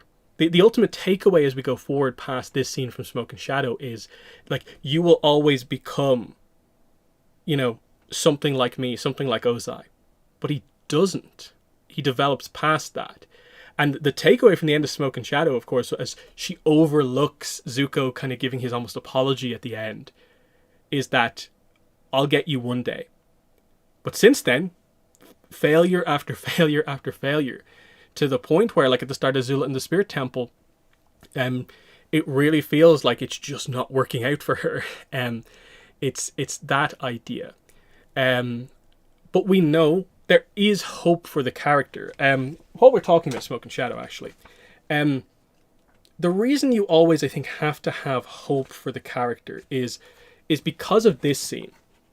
Ursa confronting Ozai, and the fact that here is your highlight for this is exactly why Azula still has hope, because she does care about the people around her. She needs people around her. That's what Azula at the Spirit Temple presented. Ozai doesn't care about other people. That was the takeaway by the end of that. He doesn't care about his family, his children, his brother. He's just this kind of person who only ever sees people as tools. Azula's kind of like that, but she is hurt when people betray her. And the only reason that that's the case is because of that. What was it? I lost track of what I was saying there a little bit. She is hurt by the betrayal of Mei and Ty Lee because she did deep down care.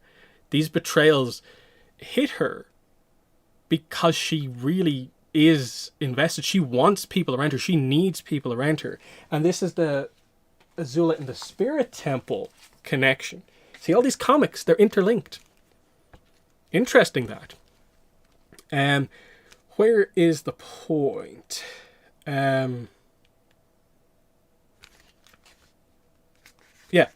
Zuko from Spirit Temple. You surround yourself with people to manipulate and harm because you can't stand the idea of facing the world alone. Being alone would mean you'd have to deal with all the horrible things you've done, the way you've hurt the people who cared for you. You're alone, Azula, no one to blame but yourself. Will you ask for forgiveness? And she says no. She rejects the spiritual kind of call to redemption, but there's still hope. It wasn't time here, but some of the stuff that this book, of course, addressed was quite notable. But including stuff like that this is a character who wants to have people around her. Like, even the end is like, she says, right at the end of this book, silly girls unworthy of my leadership. I'll find new followers, a new place to rule. I always do. And it's like,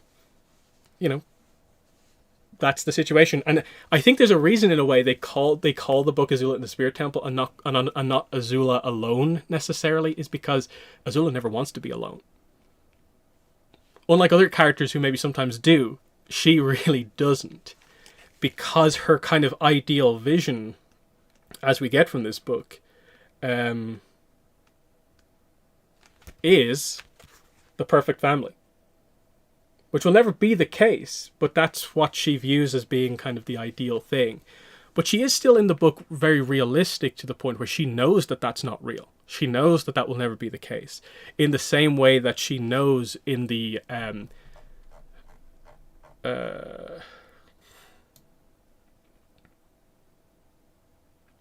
which way? Where do I have it?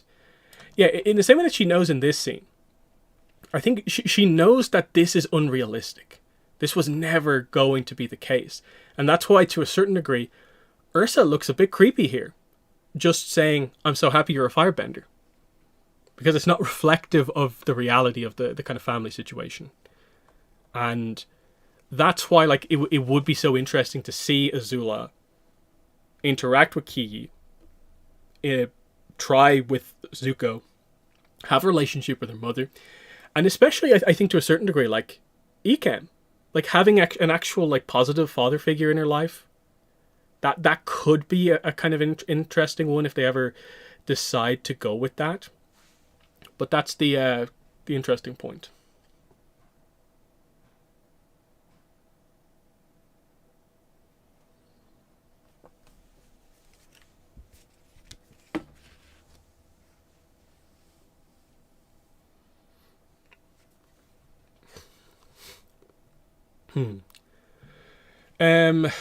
Okay, so the Kamurakage stories come from, I guess, Michi.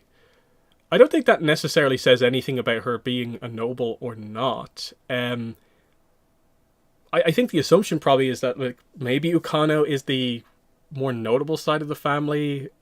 She's maybe a little bit lower down, but still nobility, because with his approach, you have to assume that like he probably sought a relationship with someone from a slightly high-ish house that wasn't like super low down.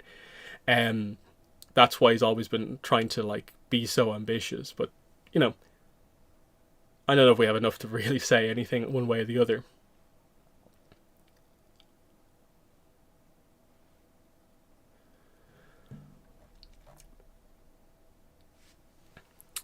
But yeah, the Spirit Temple stuff with Azula is always kind of like absolutely fascinating, because the character is nuanced.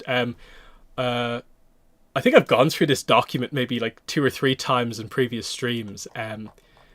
It's why I kind of have it on hand so often. It's just like, it's the Azula document where we document the depth of Azula's character and we talk about like redemption and stuff like that.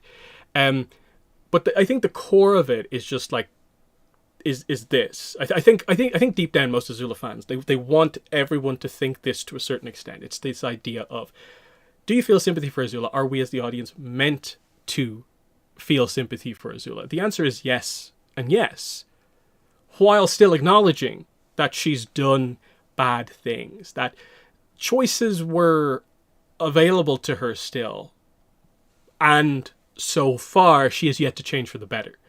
That these two things are the same, and you have to factor these in.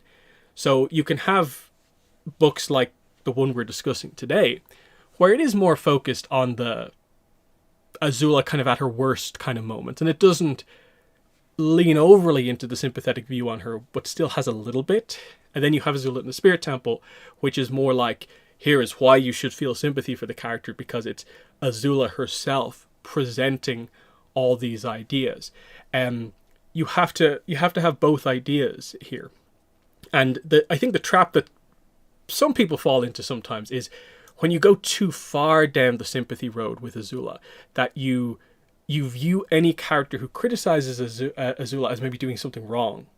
That's when we get into some slight issues. Like, I did see people online having issues with stuff like, Zuko saying, Ki isn't Azula, she'll be okay. When he meets up with May, I think he says something similar, like, at least Azula won't be there this time. And it's like, those lines are fine. For a character like Zuko, who has seen Azula at his worst, like at her worst, she has done bad things to him. He is allowed to, when she's not around, and it's not a super serious scene, just be like, yeah, it's good that she's not around, or otherwise things would be a bit crazy. While still, like I said, feeling deep down, like he wants to have the relationship with her. He acknowledges that she does need to change, and he's there when she wants that. He's happy when in Smoke and Shadows she seems better, even if it's still not in the exact right direction. There's a clear contrast.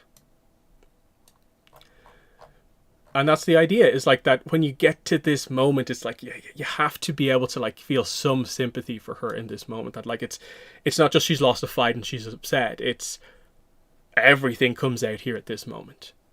Everything, like the hallucinations that we got just kind of prior in the finale to all of this stuff. This is part of her character. And in the same way, like it's part of Azula's arc, like Zuko's arc. We're basically doing the Zuko arc for Azula now. It's just that it's different. It's complicated in different ways for Azula compared to Zuko, because of the different angles she went down in the family, that she took the brunt of Ozai's influence, whereas Zuko didn't have it as much. Zuko had some of the influence from Ursa, whereas Azula didn't so much because of the dynamic. That's the kind of whole idea that we kind of have here, that we're trying to kind of get past. And then there's this. This is the other sympathetic angle, is that like it is tragic that this is a character who doesn't know how to be a normal teenager, and has to ask Ty Lee for this. And that this is like the fact that Ty Lee is so shocked by this, of just like, wait, you're jealous of me because I'm kind of bubbly and approachable type thing. It's such a different view on the character, because this is exactly what she was never thought by Ozai, of course, because this is something that Ozai doesn't have. And that's the whole idea here, like that Azula developed, or post arc, we're looking for a little bit more of this. I think, like, what do we want at the end of this is that we don't want a kind of Azula who loses all of her edge. I think we want the character who can still walk into a room and kind of control people through fear, but she's not doing it for the wrong reasons. But she can also just settle down in that same room and have more subtle moments overall.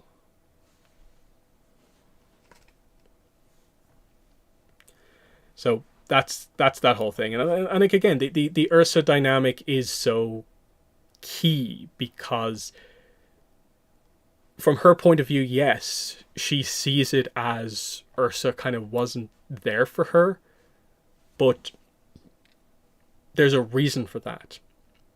You know, she had to save Zuko's life. She was banished. That's a big part of it. But before that, you know, there's complexities there because of Ursa's situation within the dynamic overall. And it's like, this is what Azula has to kind of go through, is this needs to change. Obviously, the new book has given us a little bit more context for this, in terms of, like, this also is informed by the Academy. The Academy seems to have made this something that's going to be very difficult to come back from. But this is what actually needs to change, is that she needs to be able to deal with people in different ways.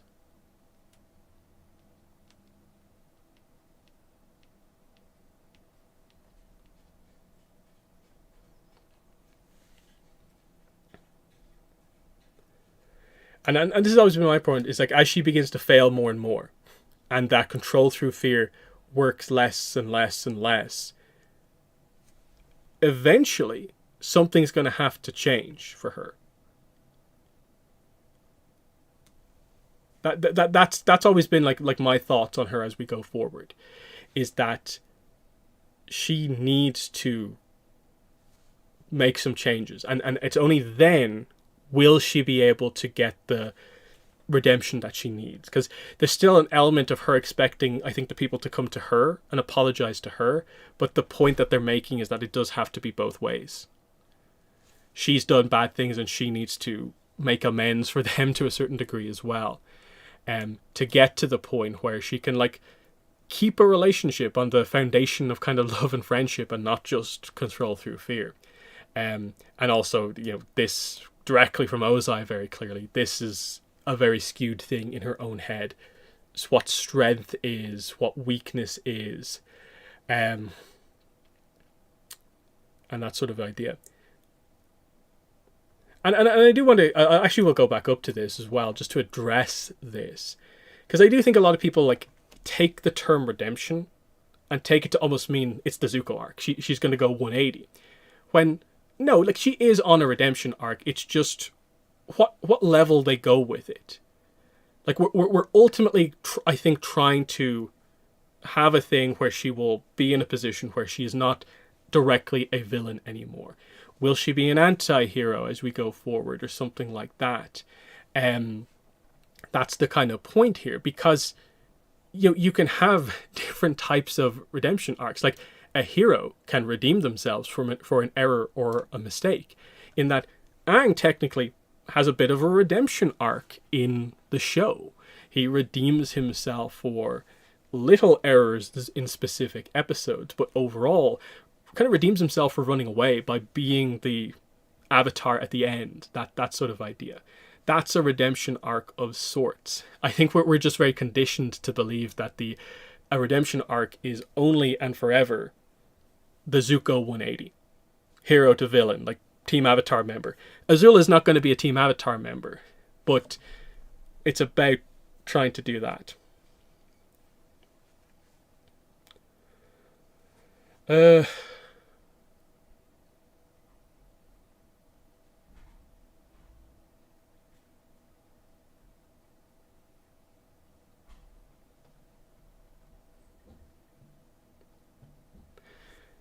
and yeah, like it's just trying to get her to a point where, like, she's still Azula very clearly, but it's she can have better relationships with people. Just like just that idea, like that like fundamentally, she just wants a relationship with her family, and all those people I think are ultimately on board with that in some way or another. Again, I don't think she's ever going to be the next Team Avatar member or anything like that, but just getting her to the point where she's not directly like always like going after them or trying to antagonize them is a big thing, a big step in the right direction. Um,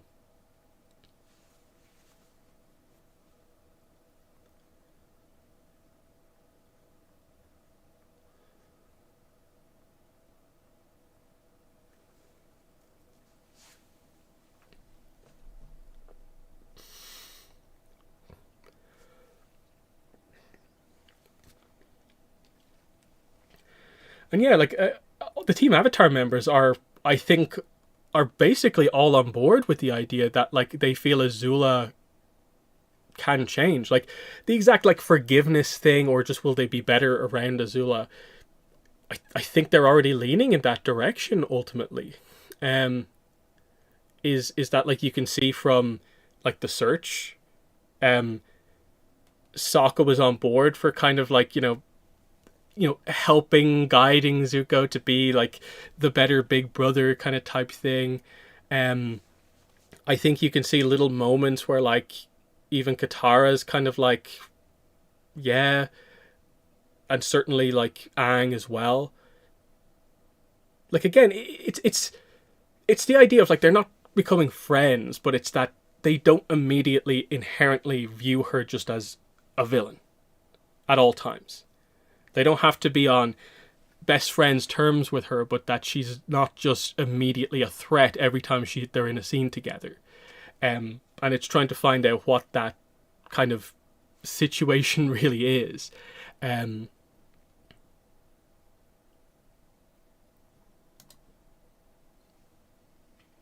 that's the kind of complexity of the character. It's just getting that right, ultimately. Because if they go, overboard and make it more of a like full on redemption, I can see how people might think that is it Azula kind of anymore if they go too far with it. But I do think they have to do something. I don't think you can just leave her out there as a villain for all times, with the setup that you've had already, with the depth that you have given her. That's the big thing, is that the intent, I think, of the comics is very clearly that they want to do something with Azula, because clearly the setup is kind of all there. It's just when and where. It's kind of the same as the Zuko Mei breakup situation of like, is it now? Is it at some point in the future? That sort of idea. We don't really know for sure.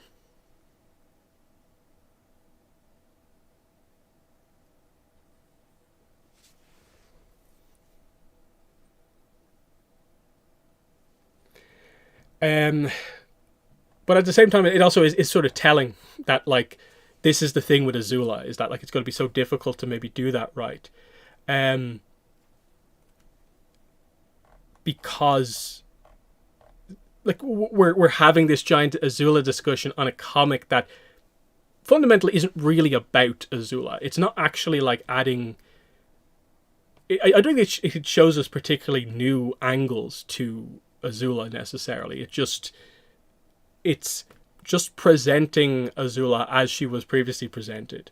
That's the sort of situation there. So yeah, I'm assuming one of the movies probably has to do it, and there might be a more Fire Nation focused movie. where Zuko maybe steps up in the main role, they re-debut Azula, that type of thing. Um,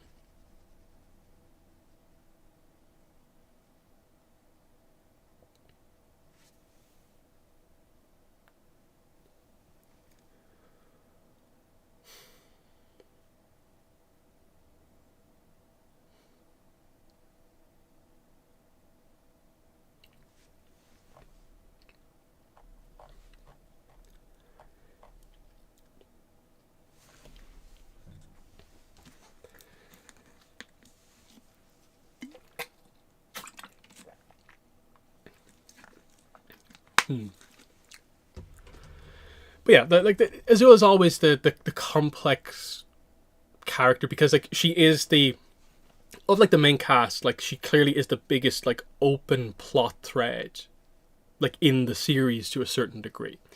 Um, there's obviously like other bits and pieces here and there, but in terms of just like, here's a character where we don't know where they are in the future.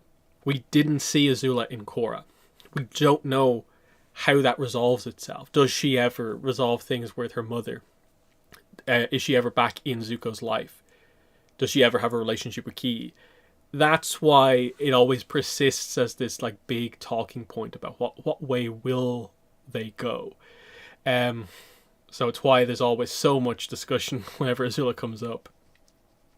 But that's just the intriguing thing about her, is that there is so much depth about all sides of her character.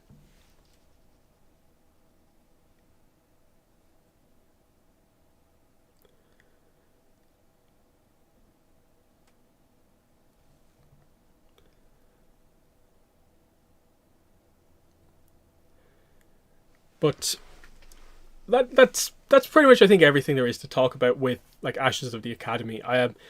It's another great book. We have to wait and see like where they go from here. Of course, like we've never really had a follow up to any book. Like I would say this is the closest in the one shots we've had as a follow up, as like quote unquote this book sort of follows this one up, kind of. Just because at least there are references to this comic in this one, with Ty Lee mentioning kind of going after Azula. But are we going to follow this up again in maybe a Ty Lee book? Where at least with Ty Lee hunting for Azula, the door is open to actually having the characters encounter her in present day. But if it's a Ty Lee focused book, do you want to devote the whole thing to Azula, more or less? When there's Ty Lee focus you could do. Or do we do different stuff?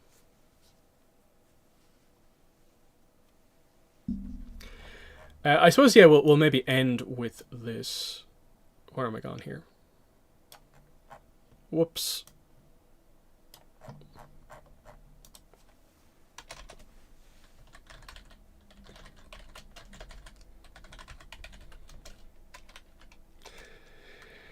So we have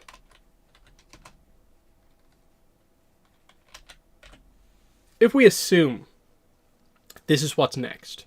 We don't, this is not confirmed. We actually don't know what's next for Avatar Comics. We just heavily assume we're just going to continue on into another one-shot trilogy.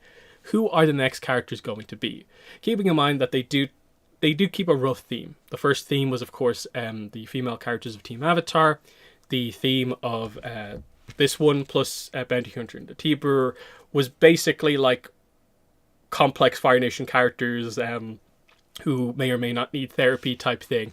That's why the focus is like basically kind of like Iroh, May, Azula. What next? I've always felt that like, well, you've done a May one shot now. You've done an Azula one. Ty Lee fits as like a character who could absolutely benefit from a book focusing on her completely, and it would complete the kind of set to a certain degree. Also, you know, it would give a non-bender character the focus, which is kind of nice. I would say Sokka as a main character is in probably bad need of a a focus comic, because he's never really been the focus of any of the main stories. So it would be nice to see something that's his. He gets a story doing something. And if you do those two, non-Bender theming, that's kind of nice. And then who else? That's the issue here.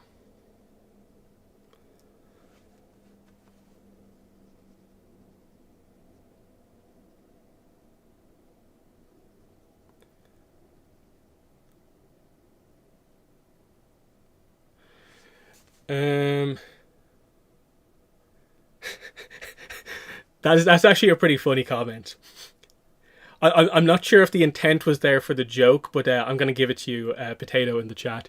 To finish the non-Bender set, Ozai one shot.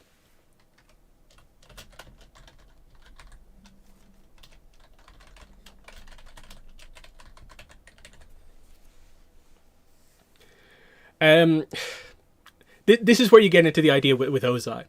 Is there's a lot of stuff that you probably want with Ozai. Interaction with Iroh, any backstory there is cool. The problem is the second you approach Ozai backstory, are you trying to make Ozai sympathetic? Do we want to in any way approach that topic given the way he's presented up to now? I don't really think so, but there is maybe a way to do that. Perhaps like Ozai from Iroh's perspective. That might be a way to do it that presents it in the right way, because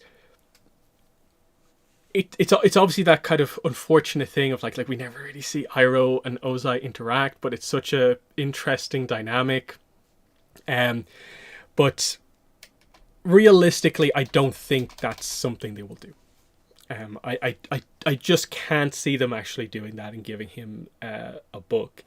I do think he is the full-on irredeemable character. He is meant to represent basically this character who just doesn't and pretty much has never cared about anyone in his life. And I think that would be an example of going too far. Whereas Azula is very clearly a character where there's hope for her. Ozai, no. Ursa could be a possibility, but it feels like you kind of did the Ursa comics primarily with the search, and it feels like the next big Ursa thing probably has to be whatever the Redemption Azula arc is or whatever.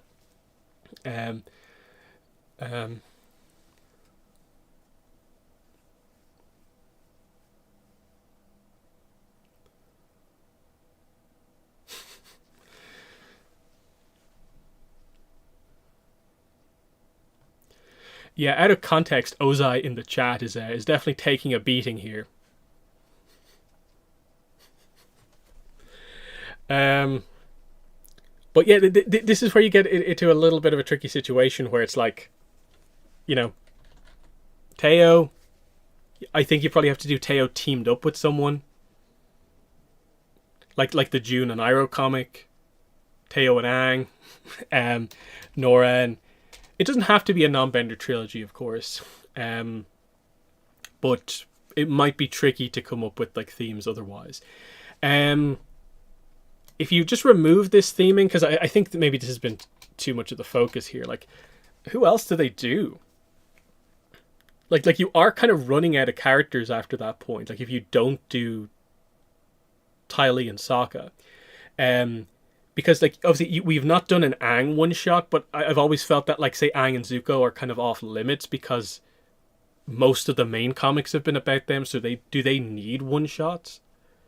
But at the same time, it's when was the last time Aang was in one of these comics significantly? and you start to think about it, and it's whoa, we're going all the way back, and it's yeah, Aang was really last in a comic in what Toph Beifong's Metalbending Academy. Because he wasn't in Suki alone, and he wasn't in any of this trilogy. So, you're going all the way back there. Maybe Aang is back, and this is where we also have to talk about probably the idea of post movie can we use the gap period? As in, let's assume like Aang's going to be like somewhere in the region of 24 to 28 in the movie.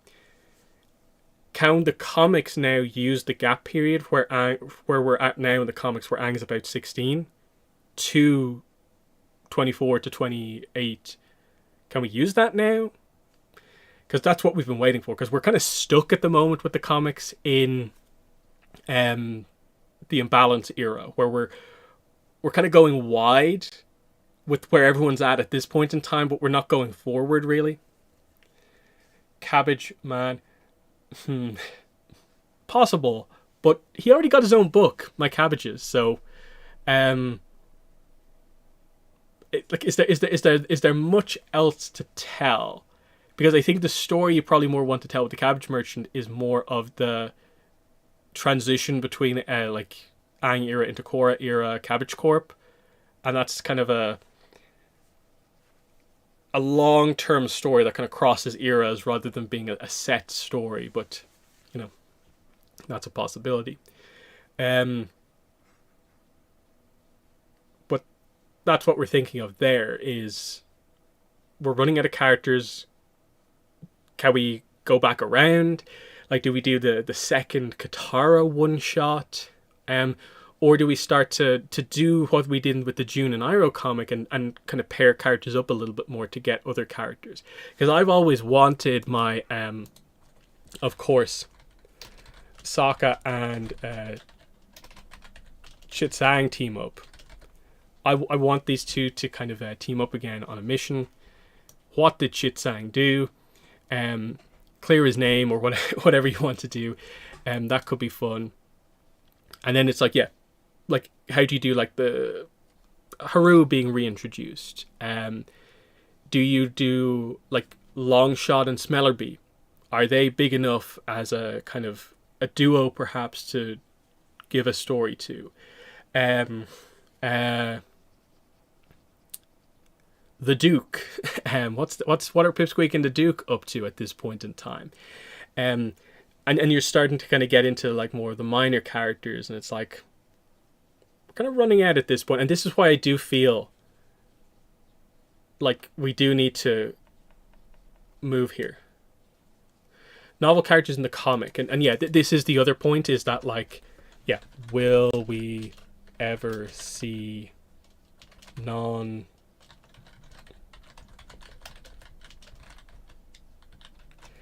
This is the big question. Like, I don't know what way the licensing that Dark Horse have works with regards to like, are they even allowed to do stuff beyond them, and how it works.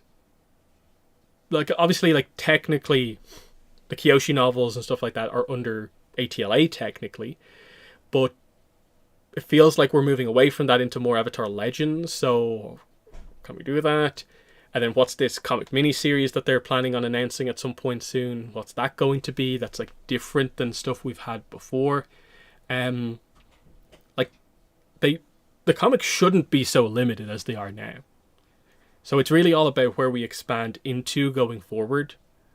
That's going to be really key. This is why like Comic-Con coming up, the publishing panels are going to be really interesting. Because like, sure, next ATLA one-shot comic, the next Korra one-shot comic, we're expecting these things.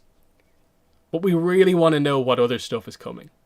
Can we get Kyoshi comics, Yang Chen comics, Roku comics? Can we get comics that cover like avatars we don't know anything about? Because, you know, even in the novels, like we're getting another Roku novel in a few months. We then highly expect the next two novels to be Karuk focused. So we're still going to be waiting like 2-3 years to get to the potentially next like unique avatar in the novels. But at that point then we're getting the avatar from the AAA Avatar video game, Ice Wars. That's a new era. And we are gradually expanding things out at that point.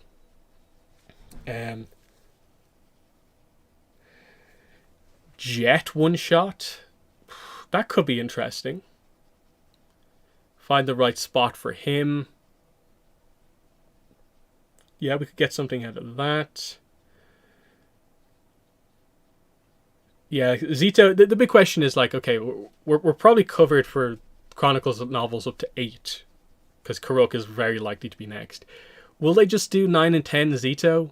I think it feels maybe obvious because we know stuff about Zito now, but at least to me, I would find it a little bit boring if we just did the obvious next choice. I would like to see the Chronicles of the Avatar novels do something a little bit more adventurous after Karuk and go like way back, like Avatar number 2, the one after 1. That sounds super interesting. But we just don't know what they're planning to do. They might just do the avatars mentioned in the novels that we have so far. That might be part of the setup here. So like Salai, Gun, Zalir. I think Zalir comes across as very interesting after the Roku novel. And then Zito. Yeah. That might be an option.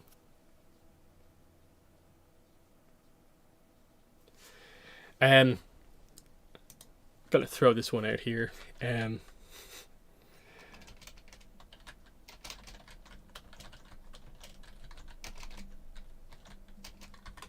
Wan Shi Tong, one shot. Maybe more suited for Korra era to get more interesting content with him, because the RPG obviously suggests he's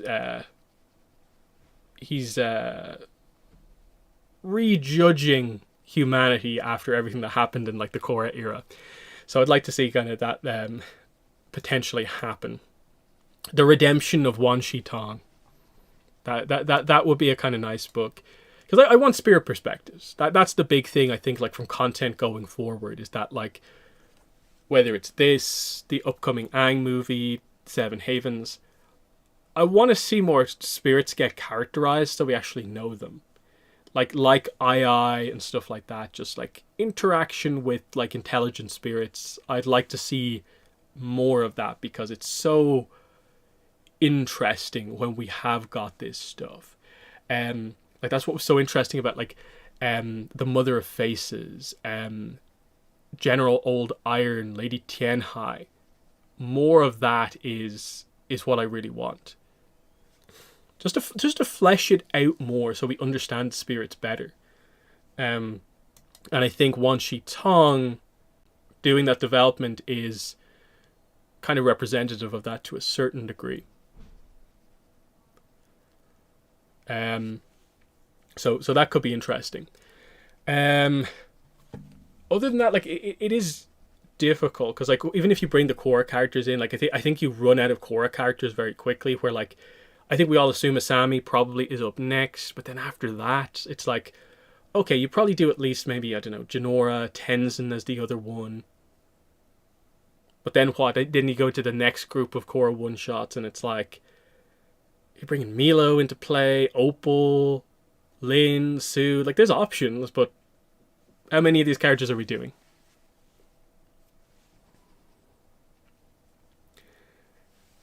Yeah, Zalir, because of the kind of era that she comes from, is fascinating, because she's like pre-Four Nations, Fire Island stuff.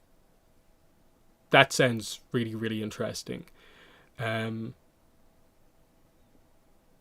But again, we have to see the comics expand.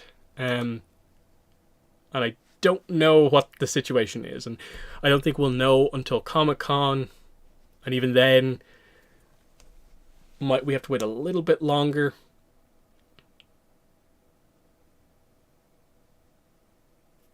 Because yeah, like I think we'd all love to see some of that stuff, like, because I don't know how much hope do we have that, like, you know, they're really going to get to as many novel characters as we want in Realms Collide. I have my doubts that we're going to see maybe as many as we want. So it feels like we need an avenue to get some of that visual stuff, and it feels like the comics are kind of ideal for that overall. So that's where I'm kind of at there.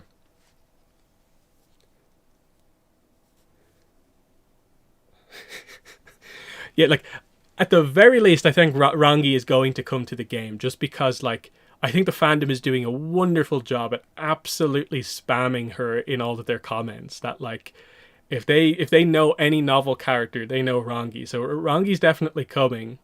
I'm going to guess. It's really after that, like, if we get new characters we've not seen designs for, or stuff like that.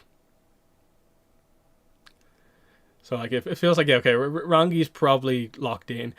I'm guessing they will just do a lot of the characters we got from Avatar Generations.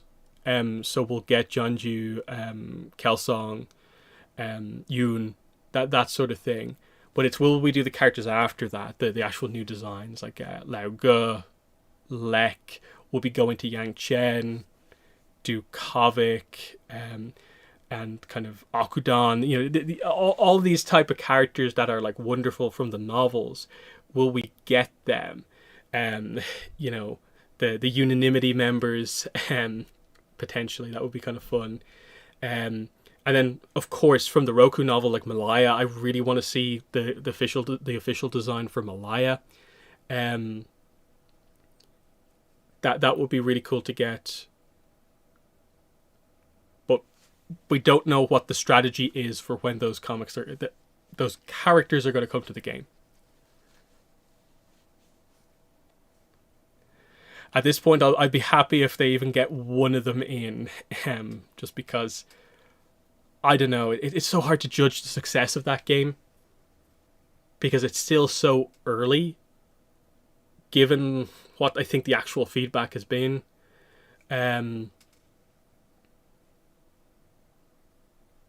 That's the kind of real question, kind of there. But yeah, the novel stuff is fantastic. Like Avatar Generations, when it did that, like, initial novelization stuff adaptation stuff for the Kyoshi update, was fantastic. It's so unfortunate it shut down right before we were about to go into, like, new stuff, like what are the, actually, I think I actually might have them here. We were about to get these characters, like, were like some of the concepts they were about to introduce into the game. Kyoshi era airbenders that we'd never seen before, with, like, a unique and original stories. Like, so cool. The idea that they had for some of these characters. What's this again? There were some of the other characters they were going to introduce. And it felt like they had the idea in place about, like, what they wanted to do really clearly, in terms of, like, doing the adaptation of the books, but then also doing some new stuff as well. So really unfortunate. Obviously, like, we know now, like, there's gonna be new characters in Realms Collide, but they're non-canon, so it's kind of weird. Will Ki bend Blue Fire and Lightning? I'm gonna guess no. I would say with Ki, probably Blue Fire is probably the one where I'm like, no, like, pretty solidly no. Lightning, I wouldn't rule out. It just depends on what way they're going to tackle that skill as we go into the future. Because, of course, you know, at some point that skill has to become widely spread out enough that, like, a gang member has it, will teach it to Mako, and there'll be other random people that work at the power plant that also have lightning, so it doesn't become as special. It's still a rare technique, of course. It's not like everyone has it, but there's that.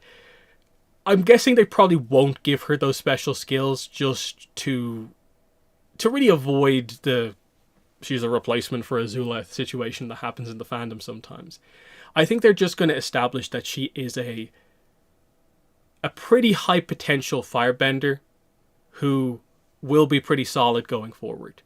I think just the era that she's probably going to grow up in is not going to require her to be, like, the absolute elite bender of all benders, because the academy is not specifically aiming in that direction. She'll learn to control her abilities, and if she is going down a path where, like, her career path or whatever will use her abilities, then she'll lean in that direction. But it's hard to judge. Like, she's like 6. Like, we don't know what her trajectory is at all just yet, which is why key in terms of like the new Avatar content is going to be super interesting. Like when she turns up and she's like, what age would she be in the new film in that case? It'd be at least 8 years older.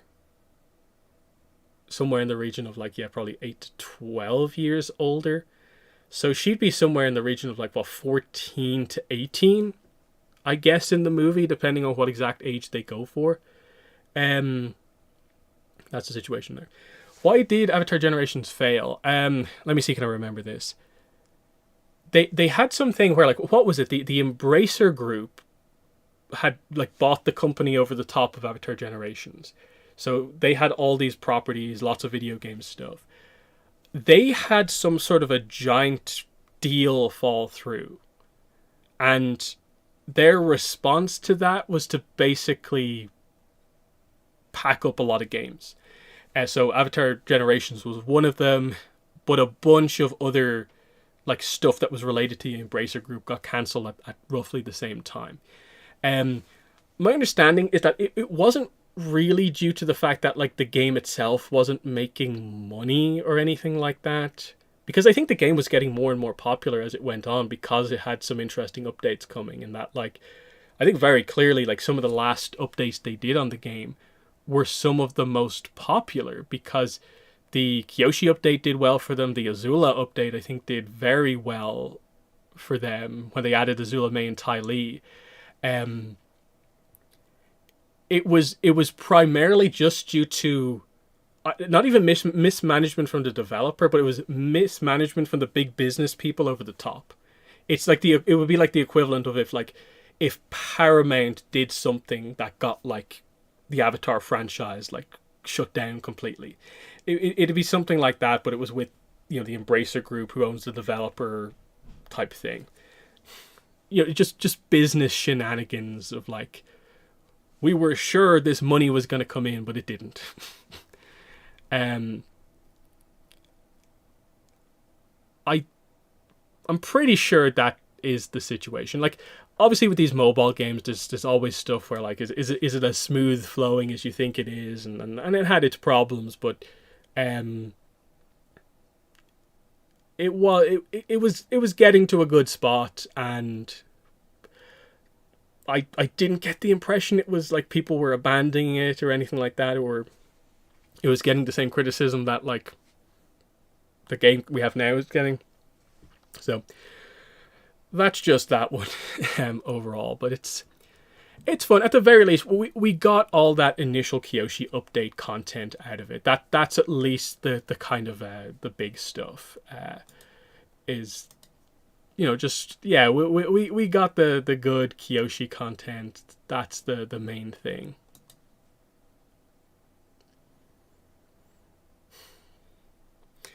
But yeah, probably gonna wrap up the stream soon-ish. So any final questions, I suppose, or topics you want to see discussed, definitely get them out now. Otherwise, next stream, I guess, will be the May stream. No idea what I'm going to talk about. Completely depends on news coming out. And unfortunately, I don't really know what's going to happen over the next few months. Because I don't think we're guaranteed to get news before New York Comic-Con. San Diego Comic-Con. But there's going to be some stuff. Like, I think there's going to be publishing announcements, like this month, the month afterwards, stuff like that. Quickly, we're going to get into like stuff like, you know, the Roku novel, I guess, cover will eventually be revealed. We'll get the description for the Roku novel. The cover for Light It Up, the Bending Academy book, that's going to be... I think that might surprise people with how good it is. We have to see what exactly it is, but I think it's shaping up pretty decently. Free Comic Book Day, yeah. Is anyone properly excited for that book? because I'm kind of struggling a little bit with this. Let me just get it up here just so everyone knows what we're talking about here. Comics. And we're talking about this book. Yeah, so we're talking about this. Free Comic Book Day is coming up on May 3rd. Avatar is going to be part of the Dark Horse book with Star Wars. And the description for it is this. Samurai Appa and Ronin Momo roam the four nations, righting wrongs wherever they go. The Sky Bison and Wing Lemur find themselves at a beleaguered Fire Nation noodle house where some of the clientele are tougher customers than the owner would like. Can the duo bring some order to chaos and maybe earn themselves a lunch in the process? Or will they be out on their tails? Like, I'm like, okay, that sounds fun. But I'm also like, is that a comic I need to care about massively? Like, given some of the free comics that we've had, like the Korra, How Korra Met Naga book, that's a free comic book day book, and then this is one of them. The last one we got was kind of like, like so forgettable, that last one, I don't know. It's weird because this is borderline in the like non-canon territory in it. Like in that, like the only reasoning here is going to be like if this is Aang dreaming about this happening and it's just like a reference back to nightmares and daydreams, because obviously Samurai Appa and Ronin Momo are just daydream constructs. So what are they doing here? And then, like, they still have the situation where there's a couple of these free comic book day books that are out there that aren't collected in anything. Is this going in that direction or the other? What's happening here? I don't know. It's just that, like, these comics have in the past been very good. Like, Rebound is actually just a direct prequel to Smoke and Shadow. It's a good book. That Korra Naga book is good. Some of the other Korra ones have been pretty good. Just this one feels kind of I don't know about that. And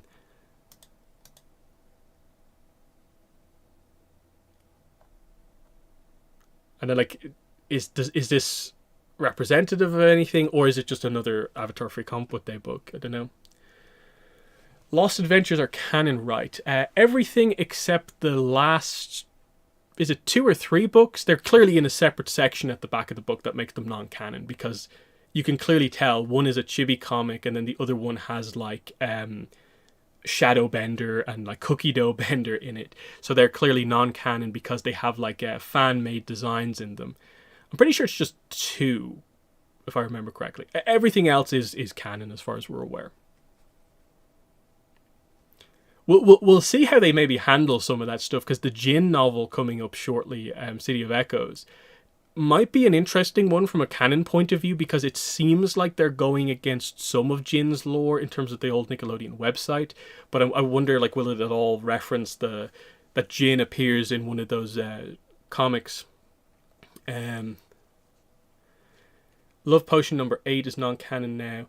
Yeah, Love Potion number 8 is an interesting one, because it's a book that is kind of partially comic and is obviously non-canon by virtue of Toph Beifong's Metal Bending Academy existing.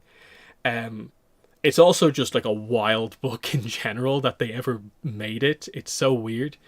Chibi one's indicative of non-canon. Yeah, they are. For obvious reasons, in the sense of like it's just a crazy thing, like some of the bending stuff that they're doing. Kiyoshi's the school's gym teacher. The Blue Spirit and Zuko are separate characters and stuff like that. You know, it's pretty clear that it's a little bit different. I suppose the what's it called? Aang's Unfreezing Day is in a really weird spot where it's like it's all over the place about, like, is that book canon or non-canon? I don't know.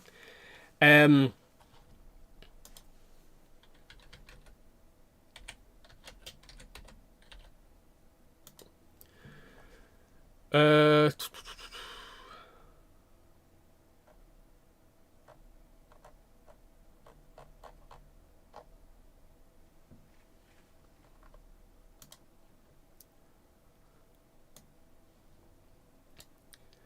yeah, Ang's on Freezing Day, this comic that came out.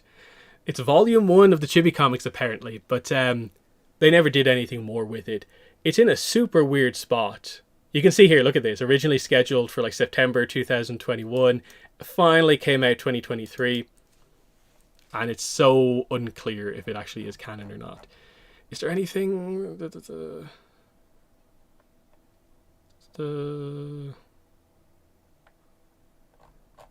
they view this as canon?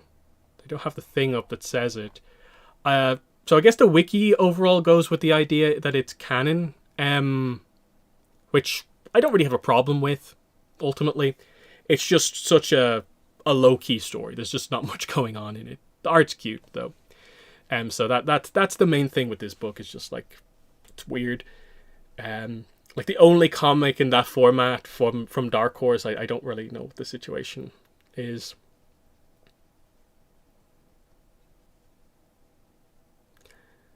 Like when I did my reviews on this, like this is probably the book I've been maybe the harshest on in the last few years, because it just doesn't know what it wants to be. It doesn't lean into the crazy fun of the other chibi stuff, where it is the oddity of like Kiyoshi's the gym teacher and like we're just doing crazy stuff all over the place. This is just this very mundane story with the chibi art style. But then they don't really do anything with the story. Like it's about basically choosing Aang's birthday, but they never really cover the details of that. It's just like, okay, party for Aang. Okay. And I'm always never a fan of the like, oh, it's a book for kids, so we just take every bit of depth out of it. All nuance falls away, and it's just messing around with the characters. And I think just based on the timing of it, this comes across as this is a victim of Avatar Studios forming. Clearly, they had a plan to make this another type of comic they were putting out, and clearly they put the one they had done out eventually, and then abandoned it. To the point where, like, you know, the reason we're only getting, like, say, Beast of the Four Nations now is basically because of the same thing. It was scheduled for roughly the same time, and we're only getting it now. They put everything on hold pretty much in 2021, it seems like.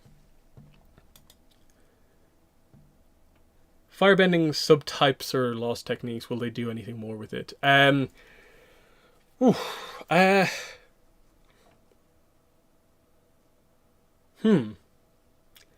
Like, there's probably a little bit more depth to be gone into on combustion bending, just because, like, the information we have now from the novels doesn't quite explain, like, Combustion Man.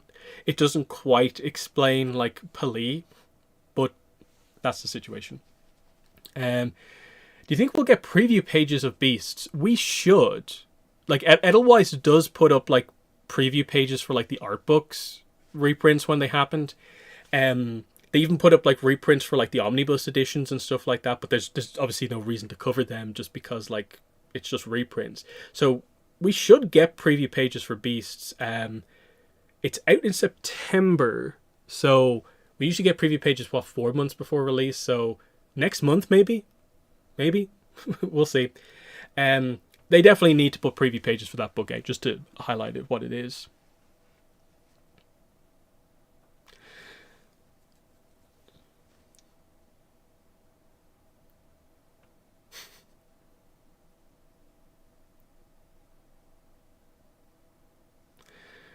Dark combustion bending. Is Zuki happening? Nope. Is smoke bending a thing? It's basically what the Kamurakage do. Like, clues in the name, Kamurakage, smoke shadow. That's effectively what they're doing to a certain degree. Like, because we know firebenders, when they kind of do failed firebending, they basically make kind of puffs of smoke. So like, it feels like it's something that like you could train yourself to like firebend in a way that makes smoke. I've been curious if the comet timeline in the Roku book ever got fixed to 66 instead of 44. I don't know. I've not seen an edition of that. Let me check my digital copy. I don't think it ever got updated. But let's see. Where's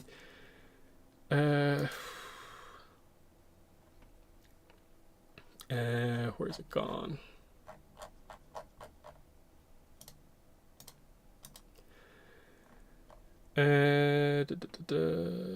This.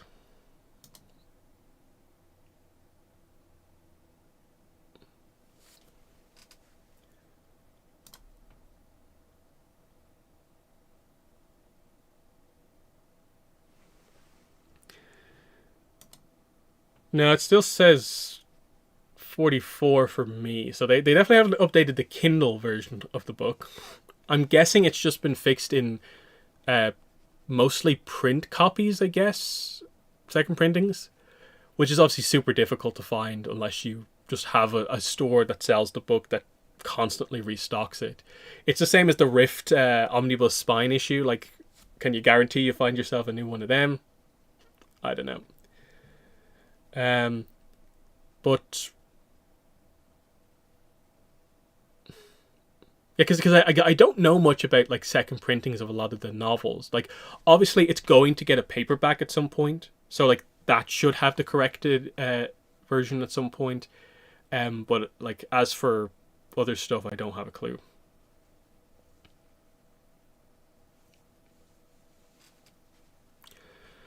If an earthbender can turn Earth to lava, can an airbender create liquid nitrogen oxygen? I don't think they're ever gonna go in that direction where like it's that like scientific, really. I just get the impression they kind of want to like stay overly away from that and keep it more to like broad elements, moving stuff in that way. Voyage of the Unity updates. I've not seen anything since their last update. I still have no idea when it's actually launching. They just keep saying it's coming soon. Is there an update? Is this it? Let me close some of these. Yeah, it still says launching soon. They now have nearly 2,000 followers. So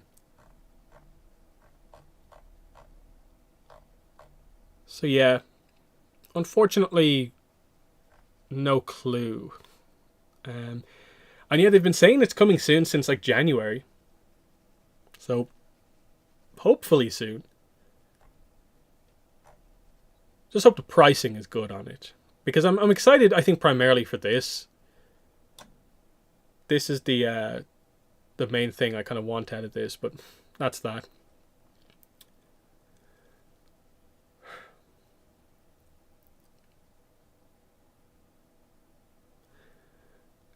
But yeah, probably going to wrap things up there. So like I said, I'll try to do some sort of a stream for May. Depends on what happens. Maybe not much will happen, and it will be a weird situation, and there's nothing really to talk about. Maybe we'll be really surprised by how much does happen. I don't really know. I'll try to review the Free Comic Book Day book as soon as it happens, but I don't think there'll be like that much to do. Maybe a whole stream on. We'll see. We'll try and organize something. Depends how desperate things are. A couple of weeks into May, I think, in terms of all that sort of stuff. June should, I think, be a little bit better. as we build up to, like, at the very least, like towards the end of June, we should have the SDCC schedule. We can maybe talk about that. But otherwise, yeah, a lot of second half of the year stuff going to happen. Is this a game? This is just an expansion for the role-playing game. Lore stream, maybe.